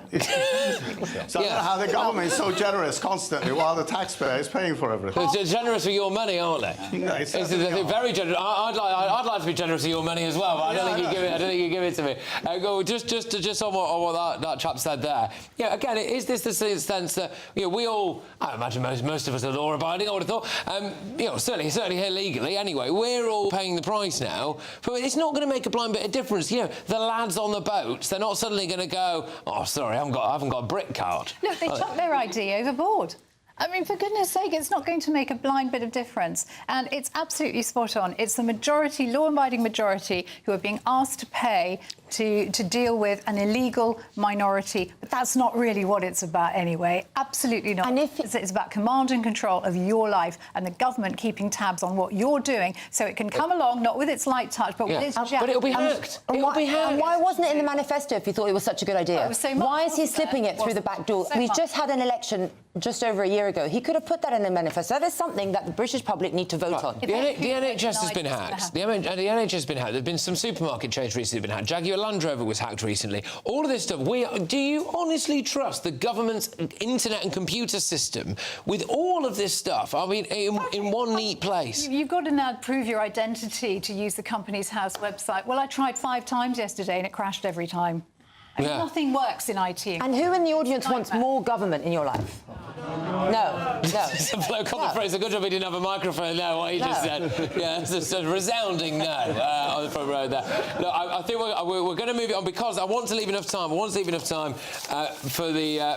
Swangate. Yeah, I do, because this has been, for want of a better phrase, eating me up this. But anyway, before that, I think I've got to say this. In relation to the clip that was shown a little earlier on the woman who was visited by the police following a social media post, a spokesman for Thames Valley Police have been on. They said, in June, we received a report from the person who felt threatened by comments directed at them online following engagement with both parties. No arrests were made and no further action was taken. That was big of them. Fantastic. Thanks for knocking on her door. She had cancer, by the way, but anyway, there you go. Right, before I tell you exactly what's coming up next, spoiler alert, it's swans and they're eating them.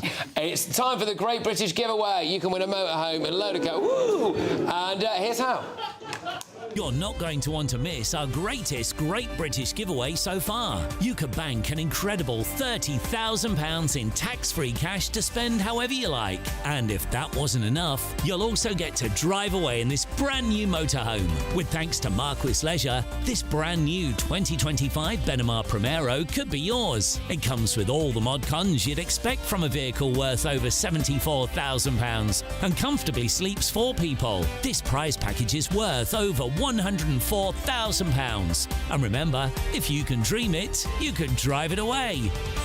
For another chance to win, text WIN to 63225. One entry costs £2.50 plus one standard network rate message. Or text BONUS to 63225. 5 entries cost £5 plus one standard network rate message. Go to gbnews.com/win. Entries start at £2.50. Call 0903 686 3232. Calls cost £2.50 plus your network access charge. Or post your name and number to GB16 PO Box 8690 Derby DE1 9TT. UK only. Entrants must be 18 or over. Lines close at 4 p.m. on the 31st of October. The winner will be contacted live on GB News, week commencing 10th November. Please check the closing time if listening or watching on demand. Good luck. OK, brilliant. OK, well, yeah, good luck, everybody. Now, we are going to be talking about this. So since Donald Trump signs a decree about making the death penalty mandatory in Washington, D.C., it did get me thinking, should we follow suit in Britain? But next, Nigel Farage got into a lot of trouble for daring to suggest that sometimes migrants in Britain are indeed eating swans. And then a load of people didn't bother to look it up. It turns out they are, and I've got the proof for you next.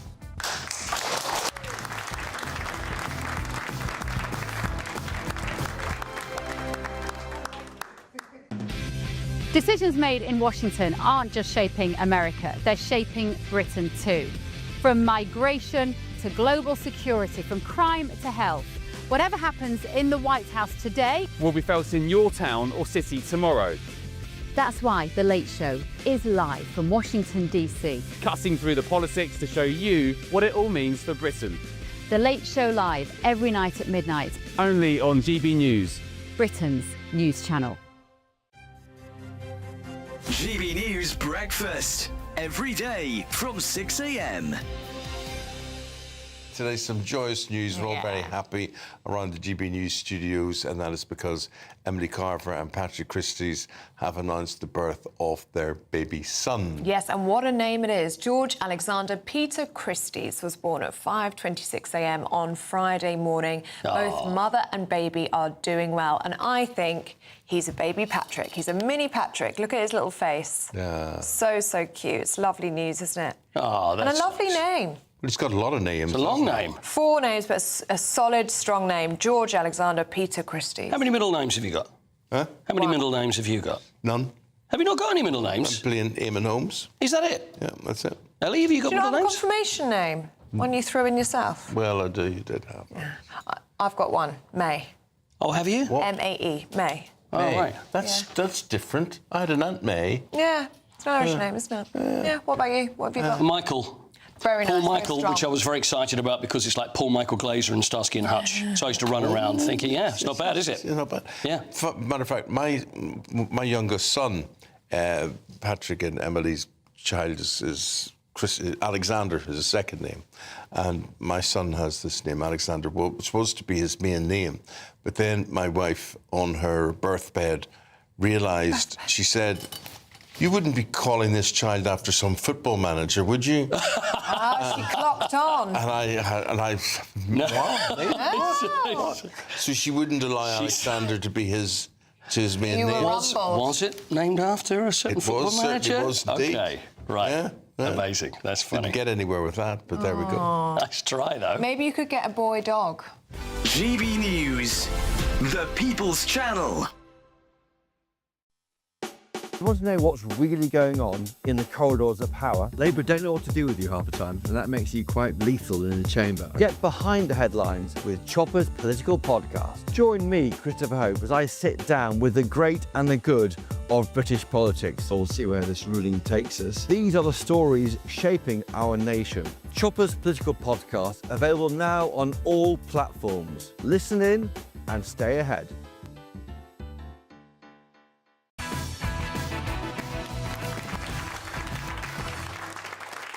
Welcome back.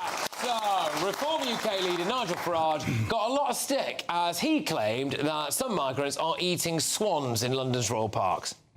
If I said to you that swans were being eaten in royal parks in this country, that carp were being taken out of ponds and eaten in this country by people who come from cultures that have a different... Would you agree it's happening here? I've certainly read... So a load of people were like, oh my gosh, what a load of rubbish this is. Oh gosh, how can you say such a ludicrous thing? OK, well, he's right. So in 2013, the Daily Telegraph ran a story, immigrants may be behind swan attack, says the RSPCA. OK, then in 2021, the Evening Standard published the biggest threat to Britain's carp is Eastern European migrants. So there you go. The Royal Parks charity clarified there was no evidence of swans being killed and eaten across London parks. But hang on a minute, because then there's this video, isn't there? What is going on here? He's on that swan, man. What's his name, mate? Well, it might not necessarily be a London park, but where's he going with that swan? You know, bit odd, isn't it? There's also a clip from the RSPCA doing a house visit. I don't know if we might be able to work this in now, or we can throw it in during the chat. We played it during the intro, where the RSPCA went round to someone's house because they got reports that they might have been killing and eating swans. And here it is. You catch it outside? Yeah, it's important now. Let me see. Let me see. Is it alive or dead? Broken down. You gonna eat here? Eat here? Yeah? Eat here. You gonna eat it, yeah? No. Right, so that actually wasn't the RSPCA one. That was just, yet again, someone who'd just gone to a park, killed a goose, and was eating it. This stuff happens. We'll play the RSPCA one in a bit, but the point is, it's obviously happening, isn't it? So there you go. Yeah, I mean, OK, slightly bizarre story, but is it actually a problem that we've got people who are clearly not British, or anyone for that matter, really, going around killing and eating swans, Russell? Yeah, it is, because whatever else. I mean, cats, dogs? Well, you say that. That's happened. On Manchester's Curry Mile, and I know I'm going to load stick for this, it happened. One of the curry outlets, years ago, got done for serving cat. There you go. Yeah. So, of course, it's a problem. It's also illegal, I think. What I want to know is, how do they catch a swan? Aren't they supposed to break your arm when you try and grab one and attack? Was that an old wives' tale? I don't know. No, they can be. They can be pretty vicious, particularly when they've got young. They will be very protective. So, but I guess if you're going to shoot one, or I don't know what. I think the £5,000 fine or 7 years in jail for killing one would probably stop you. Quite right. Well, it obviously doesn't, does it? No, That's the thing. It doesn't. It's not we don't know, do we? I mean, we do know. We don't. The royal parks are saying. You've seen one. You've seen one bit of film. The royal parks are saying there's no evidence. If Nigel Farage comes up with some evidence, that'll be great. OK, so your main quibble is that he used the words royal parks. If he'd have just said, generally speaking, migrants are killing and eating swans. We've seen we've seen 2 possible swan deaths on the street. I've got another one. I've got another one. Bring up the. I'm going to get someone to check what bird this is. I think it might be a swan. You see the bones in this bird? Yeah. Because it's not a chicken, I'm a bit concerned. There's a hell of a lot of big white feathers in here. Yeah. I know. And problem is, could be anything from goose to swan. It's a swan. That's 15 years old, that one, isn't it? It's just how long we've been at it, Nigel. How many swans have died, have perished in the meantime? Nigel, do you not love swans? I love swans. I think swans are great. Swans. But at the moment, there isn't a great deal of evidence that they're being slaughtered en masse. He didn't say en masse. He didn't say... Don't misquote. He didn't say en masse. All I'm saying is... He said swans, plural. How many... Plural swans in royal parks. So, Nigel, how many... It's too many for you. Well, I mean, one's too many. Well, there you go. Well, so there you go. Thank you. It's hard for you to admit the other Nigel's always right. But this time you might have to. Look, there is a bit of a point. I mean, it's going on, and I can remember reporting on this years ago. I tried to find the story that I wrote. I think it was at the Daily Express years ago about this, where people were doing this just in time for Christmas. It was a thing. They were mostly Eastern European, but that was the thing they were doing. The gentleman on the front row here would like to make a point. Go on. Just a quick one about the swan situation. I just think who in the audience and the panel yourselves thinks that Keir Starmer should take his digital ID and swan off and leave Nigel Farage alone. There you go. I like what you've done there. Good work. You should start writing headlines for The Sun, I think, mate. That'd be good there. But yeah, so was Nigel unfairly treated with the criticism here? Was it a bit lazy for people to say, oh, he's just making stuff? Because it did kind of follow the Trump Tylenol stuff, didn't it? So it all rolled into one. Yeah, the thing is, what people love to just accuse Nigel of making things up or lying, but he always ends up being right, Nigel? I'd like to see the evidence. You've just seen it, Nigel? No, I haven't. I've seen a bit of film. None of it actually certain of several swans. I want Nigel's evidence that the royal parks are losing swans to East Europeans. What you're saying is, Nigel. What is too many? So we've seen one. To be parked. You've just said one is too many. We've seen a video of one. Well, yeah, but he actually said the royal parks, and that's where the swans are. What about the carp thing? Have we got something on carp? The carp's definitely. Have I got anything on carp? My wife's. I think I'm playing something about fish. It's definitely true. Oh, yeah, have we got something? I've been told we've got a fish video. Have we got? Get your fingers out the koi carp pond. What are you doing? What? You trying to eat them? You're eating koi carp out the pond, fella. No, stop eating my fish. Stop eating fish out the pond. Yeah, so they're eating the swans, they're eating the carp. I tell you, it's definitely true. I mean, my wife is from Eastern Europe, and whenever I've been over to Slovakia at Christmas, you walk to Tesco's, and I kid you not, there are paddling pools at Christmas outside Tesco stores with live carp swimming in them, and the grandmothers come along, pick the carp up in their plastic bags, take them home, put the carp in the bath ready for Christmas Day, which is actually the 24th of December over there, and then on Christmas morning they bash it over the head so it's fresh. They then cook it and eat it. So when Eastern Europeans come over here, of course they're trying to find carp. It's their culture. Yeah. It's absolutely true. I actually can't just say, because I eat a lot of meat, and I think most people do. It's not so much that I've got a huge problem with people. I mean, I do have a problem with anyone breaking the law and doing stuff that I think is a bit mingy, like just bringing a goose home, like, from the park. But it's the fact that people are lying about the fact that it's happening. That's what winds me up. It's like, it is happening. You can see it. Why are you denying it when it is happening? Because they're defending migration through that means, as well as all the other means that they're trying to defend migration. I have to say, I do know someone that shot and ate a Canada goose. And it wasn't a migrant. Isn't that a jacket? But I tell you, it wasn't very nice. It was very tough, so I wouldn't recommend it. No, well, there you go. Well, on that bombshell. All right, guys, thank you very much. I just wanted to settle Swangate once and for all, but there we are. And the article that we showed you there, I think it was another Evening Standard, was from 2012, not 2021. But again, I will just say, Nigel, that just shows how long they've been at it. But anyway, right, we've got loads more coming your way. Donald Trump's been out and about. He's been talking about whether or not he's going to have the death penalty introduced into Washington, D.C. He's saying, yes, he will. I think we can play you a little clip of what he had to say. This is the death penalty for somebody that kills people in Washington, D.C. I think it's capital. It's a very interesting capital punishment, capital city. Right? It's capital, capital, capital. All right, the room is divided, I think, here on whether or not we should have capital punishment. We'll be finding out whether or not we think we should bring it over here to Britain very shortly. Stay tuned.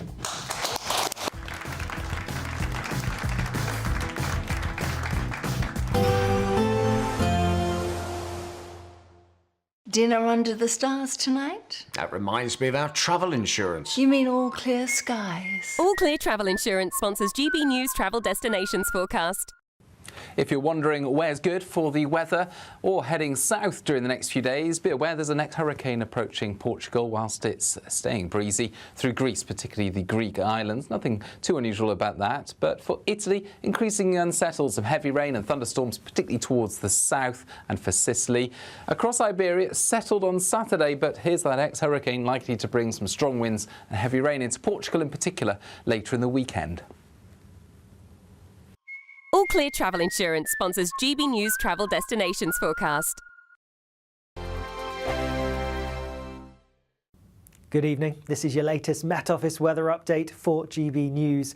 After a largely fine, often sunny week, things are going to take a bit of a change weather-wise as we go into the weekend because there's a front out in the west, and this is going to bring some heavy and at times persistent rain, particularly to western, northwestern parts through tonight and more so into tomorrow. But before that arrives, a lot of dry weather to end the day and through much of the night, and actually a lot of the clouds going to break up, particularly across eastern parts of England. And here with clear skies, temperatures taking a bit of a drop, a bit chilly first thing tomorrow morning, and watch out for some pockets of mist and fog.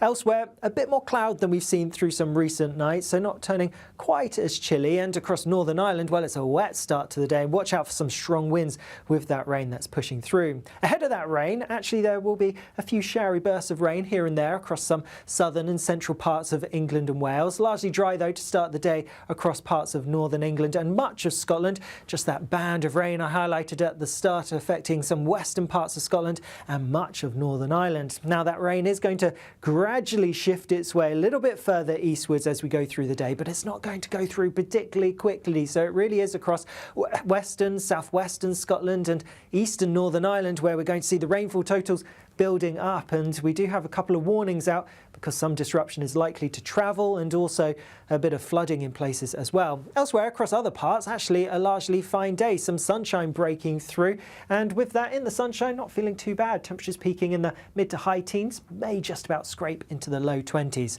That front does eventually push through as we go through later and into Sunday, not bringing a huge amount of rain in the south, but a bit of cloud, a bit of rain lingering in the southeast through Sunday, and then some showery bursts further north. Otherwise, for many, Sunday's looking largely fine. And then as we go through into Monday and Tuesday, we sort of end up with a northwest-southeast split, always drier towards the southeast. Westminster, the ultimate clique. And you're fighting like rats in a sack. But here on the Camilla Tominey Show, we ask the questions the establishment media is too scared to ask. OK, let me ask you a straight question, because I know you're a straight-talking politician. Whether it's net zero, illegal immigration or law and order, nothing is off-limits. You had the power then. Yeah, as I And say, now you've lost it. That's the Camilla Tominey Show, a politics show that's fearless. But no, let me finish my question if you don't mind, because it is my show. Sundays at 9:30, only on GB News, the People's Channel, Britain's news channel. Join me, Nana Akwe, for an informative, interactive news programme with a difference. It's fun. No, you didn't say that, Dave. I'm so surprised. I think there's an element of truth to that. Join me from 3 p.m. every weekend, only on GB News, Britain's news channel.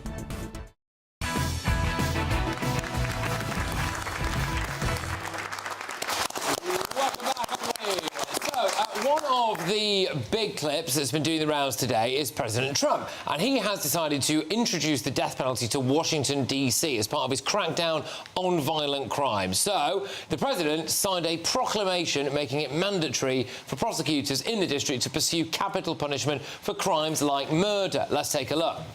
This is the death penalty for somebody that kills people in Washington, D.C. I think it's capital. It's a very interesting capital punishment, capital city. Right? It's capital, capital, capital. OK, capital punishment, capital city. It's got a ring to it, to be fair. But, I mean, you compare and contrast to what's going on in our capital city, or indeed our second city, or indeed our third city. You look at the rate of violent offences. Is it time that we should have the death penalty in Britain? Now, I just want to get a quick feel for the room. This always splits people. So, could you put your hands up if you are firmly against the death penalty, please? Firmly against. OK. Who would want the death penalty? OK, so we are very, very split. This panel... I put my hand up for against. You're both against. Go on, why are you against? And then we'll go on. So I think there's always the potential for miscarriage of justice. For me, I think I've always held the view, but it was the case of Stefan Kishko, who was a disabled young man who was spent, I think, 28 years in prison for the rape and murder of a young girl. He didn't do it. He couldn't have done it. DNA conclusively proved he couldn't have done it after he was released, but his mother died when he was in jail. He died 22 months after he was released. The most horrendous case. I just viscerally feel that while the potential for a miscarriage of justice is there, it mustn't be allowed. So are you pro? Is anyone pro? I'm pro and against. It's for the same reasons that Susan is against. I'm also pro because if, you know, like the Southport killer, why should he get 3 meals a day, taxpayer funded, for so many years? I'm really pro. What I'm really pro is you more can't pick and choose that. You either have the death penalty or you don't. Pick and choose. Well, the thing is, it is a conscious conscious matter, right? And I can't make my decision up, and it's something that it's hard to marry as a lawyer, but it's also hard to marry as a human being. When I see what he did to those girls, I think, why should he be allowed to live? And the sad truth is that if you commit murder here, you only spend half your sentence. So you're out sometimes after 10 years. He will spend his entire life in prison. Well, no, he's going to spend 50 years. It's not his entire life. Pretty much his entire life. He's 18. He'll be out when he's 68. I've really wrestled with it over the years, and the conclusion I've come to is that in a civilised society, it's just not what you do. It's barbaric. And so that's point one. Point two is I don't think there's any evidence at all anywhere that it's actually a deterrent. No, it isn't. I think it makes us all feel good when something horrible happens, like Southport and actual karma. It would make us feel good if he was in the ground, frankly. But I'm not sure that's a reason to do it. As I say, I think it's barbaric, and I don't think it will make any difference in terms of the amount of crime, so-called capital crimes. I think it's a pretty harsh deterrent. But it wouldn't have... It's not a deterrent. I mean, there's no evidence for a deterrent. Is there any evidence that it's not a deterrent? Yeah, but in America, in the US southern states, the murder rate where the death penalty is imposed is much lower in the northern states, is much higher in than the northern states where there is no death penalty. You don't know the cause of that. It's not an isolated cause. But you were asking if there's any evidence. I'm giving you a bit of evidence there. You're absolutely right. You need to actually drill down to find out why that is. I think it is. Someone who put their hand up before to make a point. There is a chap. Sorry about this. There is a chap with a flat cap on the back row. Were we? Yeah, there you go. Are you pro or against the death penalty, mate? I'm in between. All right. I think someone should spend at least 20 years in prison and then get the death penalty, because why should it be the taxpayers' money spending that person in prison for 50 years? It shouldn't be. So should 20 years, let them suffer, and then have the death penalty. Oh, basically. I see. So actually, make them do quite. Harsh. Pretty harsh. No, but hang on a minute. Make them do a lot, because that's one of the arguments against the death penalty, is that a lot of these people actually kind of want to die. They don't want to spend the rest of their lives in prison. So you're like, no, let them suffer a little bit and then kill them. Yeah. That's like double hard, isn't it? This is it. Yeah.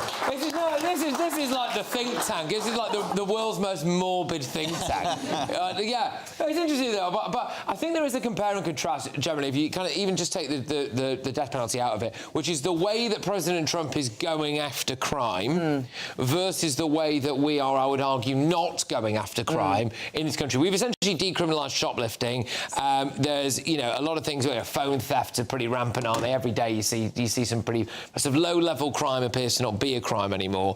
Whereas in America, they are hammering it. Well, do you see what's happening in Washington, D.C., where he's brought in federal police and army, effectively? The crime rate in Washington, D.C., which is one of the 5 or 6 worst cities in the United States for crime, particularly murder, rape and so on, crime's down about 70% in a month. Well, that's what happens when you go after real criminals as opposed to people saying hurting words on Twitter. And you're tough. Which is what our police are doing now. You see 33 speech hate crimes arrests every day now. And elite forces. The government and Sadiq Khan have created special forces to tackle hate crime. There's no elite forces for knife crime, rape, shoplifting, none of that. Listen, love the death penalty or not, it sends a message that you don't come here and commit crime and get away with it. And I'd like to send that kind of message to criminals in our country. But sadly, we have a mayor who's deprioritised public safety. But finally, Nigel, sorry, but I'll go quite quick. You know, it's President Trump showing up this country a bit here because he's basically stopped illegal immigration, deportations are up, and if he does stuff like this, whether or not we agree with the death penalty, but if he does stuff like this and crime drops the way that it has in Washington, he's showing the way, isn't he? Well, it depends if you like the way he's showing. I don't particularly like the way that ICE agents are beating people up who are to get immigrants out of the country. Sorry, they're not illegal immigrants who are criminals. There's a big difference between illegal immigrants that are criminals to immigrants. Well, let's be precise in our speech. Well, first of all, yes, there is. I mean, in their case, they are illegal immigrants who are criminals. Is that correct? In their case, they are illegal, not here, but not here. But here, they're not illegal. No, we're talking about ICE. We don't have ICE here.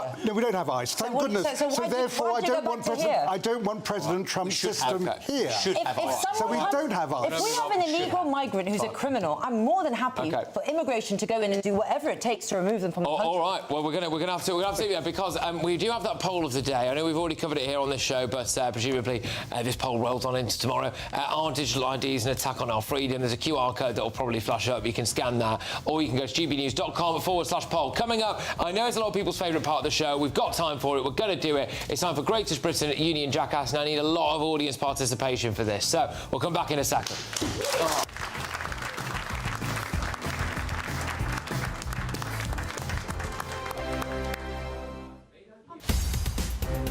In the GB Newsroom, we bring you the news as it happens. With our team of dedicated journalists across the UK, we're ready to keep you up to date with what's happening every half an hour, every single day. Bulletins here on GB News, the People's Channel, Britain's news channel. GB News Breakfast, every day from 6 a.m. My dad used to play it constantly, you know, Frank Sinatra, Dean Martin, Matt Monro, Sammy Davis Jr., you name it, I mean, all of them. And I came home one afternoon after school and he had this song playing. It was called Special Angel by Malcolm Bourne. And it caught my interest. And since then I asked him for a CD, like, you know, a swing CD, and I got it for Christmas. And I was listening to it all the time, and it became a thing, and I started to sing along and got used to it and just really enjoyed it. So it's been my life, really. It has been my life. I suppose the thing about swing is you've got so many really good songs. Yeah. What do you pick? They're only 2 minutes, 3 minutes long songs, so if you've got to do an hour's set, there's plenty of songs there, you know, to fill that. You can't just do 10 like pop songs today. You know, they're all 2 minutes 30. I think Fly Me to the Moon. So did you go, have I got a story with that one? Or is it... Oh, it's always... Yeah, absolutely. Sorry. It's always about a story, yeah. It's any song that I ever choose for any show that I ever do has either got a memory or a story behind it. Because, yeah, swing's been my life, you know what I mean? So I've never sort of drifted anywhere else. If it's not broke, don't fix it. What I find fascinating with this sort of music, though, is that it's... I mean, it's old now. Yeah. It doesn't age. Weirdly. Well, that's the beauty of it, you know. I think for many years, all these songs, you know, people have covered them. Certainly myself, I have too. My first album was, wow, a long time ago. And that was called My Way, wasn't it? Doing It My Way, yes, it was, yeah. And so, for me, all these songs that have been my life since I was a little boy, I've grew up with them, and they don't get old, and they never will. And it takes somebody for myself, you know, like myself, to continue them on.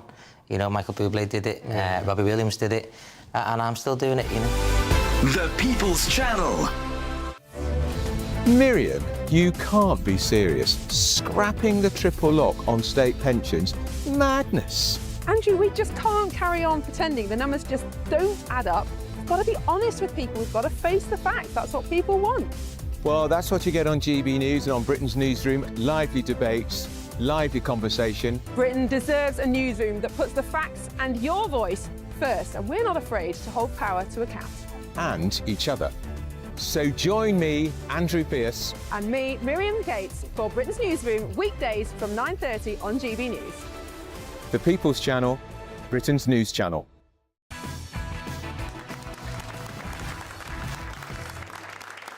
Welcome back, everybody. Thank you to my live studio audience. It really is a pleasure to be back after a few weeks off paternity leave. Well done to the bloke who's travelled all the way from Cornwall, by the way, yeah. So we do have a winner. We do have a winner. There's a lady who's come all the way from Glasgow this evening, so well done. Brilliant. Thank you so much. It's time for Greatest Britain Union Jackass. We're going to keep this quite snappy. We'll start with Union Jackass. Russell, fire away. Keir Starmer, Jackass. OK. That's it, I won. Yeah. And of course, there's a whole number of reasons why it could be Keir Starmer, but specifically because of the ID card announcement this week and the fact that it is command and control through the back door. He's acquiesced to Tony Blair. Tony Blair has clearly told him what to do, and they're now using this migration as an opportunity to snoop on us and to control our lives. OK, good start. Suzanne? So I have huge respect for our servicemen and women, but I think RAF air crews who have insisted that they have vegan uniforms, I'm sorry, if you're that much of a wuss, you shouldn't be in the RAF. Yeah, vegan air. Have the energy to fly a plane. I know. Layla, go on. Mine is Morgan McSweeney, another admin error. Yeah. He forgot to declare over 700,000, and it's another case in the Labour Party of should I stay or should I go? And mine's Yair Netanyahu, the Israeli Prime Minister's son, who says that the Falklands should belong to Argentina. Oh, there you go. I thought you'd like that. OK, right, let's vote on it then. So Benjamin Netanyahu's son, Union Jackass, anyone? No? There you go. We've got, what was your one again? Sorry, Layla? Morgan McSweeney. Oh, yeah, Morgan McSweeney. Yeah, that guy's clinging on by the skin of his teeth. The vegan RAF pilots. I think we know what's coming, don't we? Keir Starmer. Well, we've got a winner, the Union Jackass.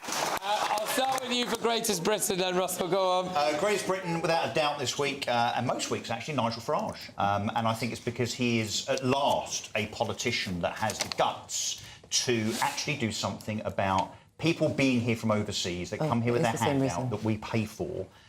And as a consequence of his announcement this week with Zia Youssef, to stop people coming here and being here, not working, claiming benefits at our expense. OK, all right. He's got guts. All right, go on, Suzanne. So mine is to my good friend Alan Miller, who founded the Together movement, which basically campaigns against all the terrible stuff that's going on in this country. He also is going to be campaigning very, very hard against digital ID. This is the fight of our lives. Please support the Together campaign. He's a good bloke. OK, all right, there we go. I'm going to just break with Trish. I'm going to go to you on the end here, Nigel. What? Yeah, it's the former Lib Dem leader, Ming Campbell, who's recently died. He was an MP for 28 years, one of the most liked and respected. OK, all right. Now, we might have had a slight admin error here, but I think we go on. Who's yours? Well, mine was Nigel Farage for the same reason. but I've got another reason, just for always being right. Always Even about right. the fonts.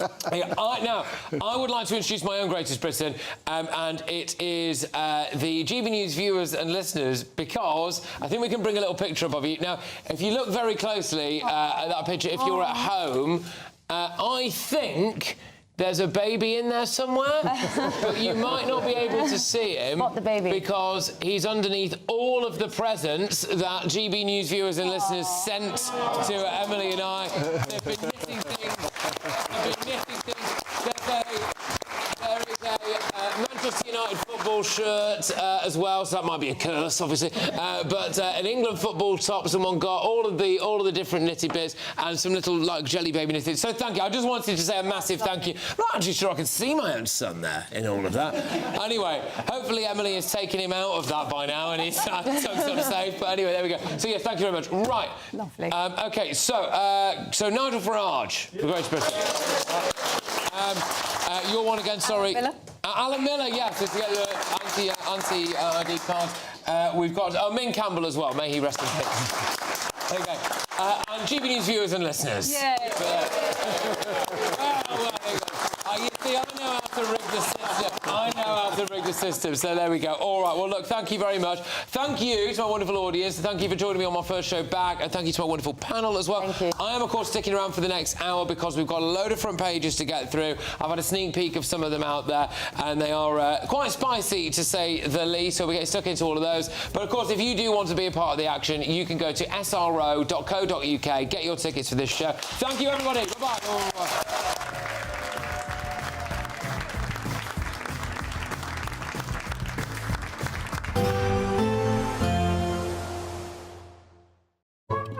Today's outlook: cool, calm and completely horizontal. Boxed aircon sponsors the weather on GB News. Good evening. This is your latest Met Office weather update for GB News.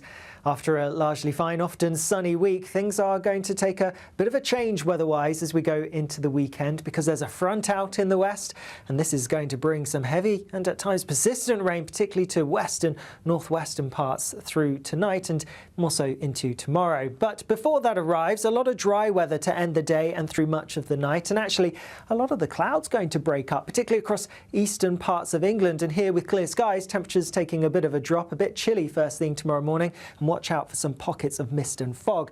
Elsewhere, a bit more cloud than we've seen through some recent nights, so not turning quite as chilly. And across Northern Ireland, well, it's a wet start to the day. Watch out for some strong winds with that rain that's pushing through. Ahead of that rain, actually, there will be a few showery bursts of rain here and there across some southern and central parts of England and Wales. Largely dry, though, to start the day across parts of northern England and much of Scotland. Just that band of rain I highlighted at the start affecting some western parts of Scotland and much of Northern Ireland. Now that rain is going to gradually shift its way a little bit further eastwards as we go through the day, but it's not going to go through particularly quickly. So it really is across western, southwestern Scotland and eastern Northern Ireland where we're going to see the rainfall totals building up, and we do have a couple of warnings out because some disruption is likely to travel and also a bit of flooding in places as well. Elsewhere across other parts, actually a largely fine day, some sunshine breaking through, and with that in the sunshine, not feeling too bad. Temperatures peaking in the mid to high teens, may just about scrape into the low 20s. That front does eventually push through as we go through later and into Sunday, not bringing a huge amount of rain in the south, but a bit of cloud, a bit of rain lingering in the southeast through Sunday, and then some showery bursts further north. Otherwise, for many, Sunday's looking largely fine. And then as we go through into Monday and Tuesday, we sort of end up with a northwest-southeast split, always drier towards the southeast. Today's outlook: cool, calm and completely horizontal. Boxed aircon sponsors the weather on GB News. You could bank an incredible £30,000 in tax-free cash to spend however you like. And if that wasn't enough, you'll also get to drive away in this brand new motorhome. This brand new 2025 Benamar Primero could be yours. It comes with all the mod cons you'd expect from a vehicle worth over £74,000 and comfortably sleeps 4 people. This prize package is worth over £104,000. For another chance to win, text WIN to 63225. One entry costs £2.50 plus one standard network rate message, or text bonus to 63225. 5 entries cost £5 plus one standard network rate message. Go to gbnews.com/win. Entries start at £2.50. Call 0903 686 3232. Calls cost £2.50 plus your network access charge. Or post your name and number to GB16 PO Box 8690 Derby DE1 9TT. UK only. Entrance must be 18 or over. Lines close at 4 p.m. on the 31st of October. Please check the closing time if listening or watching on demand. Westminster's full of talk, but out here, it's the real world. Am I allowed to talk now? No, that's it. This is where it matters, real people and real lives. That's what politics is all about. The fact is Trump made a good start. No. Straight answers, no spin, and just a couple of pints. How many fingers have I got up? About 10. So join me for Lee Anderson's Real World every Friday at 7 p.m. only on GB News. The People's Channel, Britain's news channel.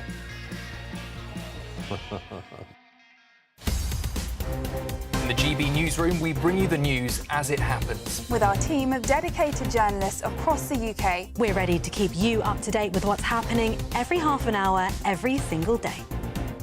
Bulletins here on GB News, the People's Channel, Britain's news channel. From the school run to the home run, watch a new show for all of Britain. So he can say whatever he wants. A straight-talking show where all voices are heard. And, you know, when are we going to stop talking about smashing the gangs and actually do it? With the stories that matter from every part of our country. There's a bit of a crash landing there for your Chancellor. Bold, fearless and standing up for you. That's me, Martin Daubney, 3 p.m. till 6 p.m, weekdays, here only on GB News. The People's Channel, Britain's news channel. 5 hosts, 5 opinions, 5 fearless debates, 5 unfiltered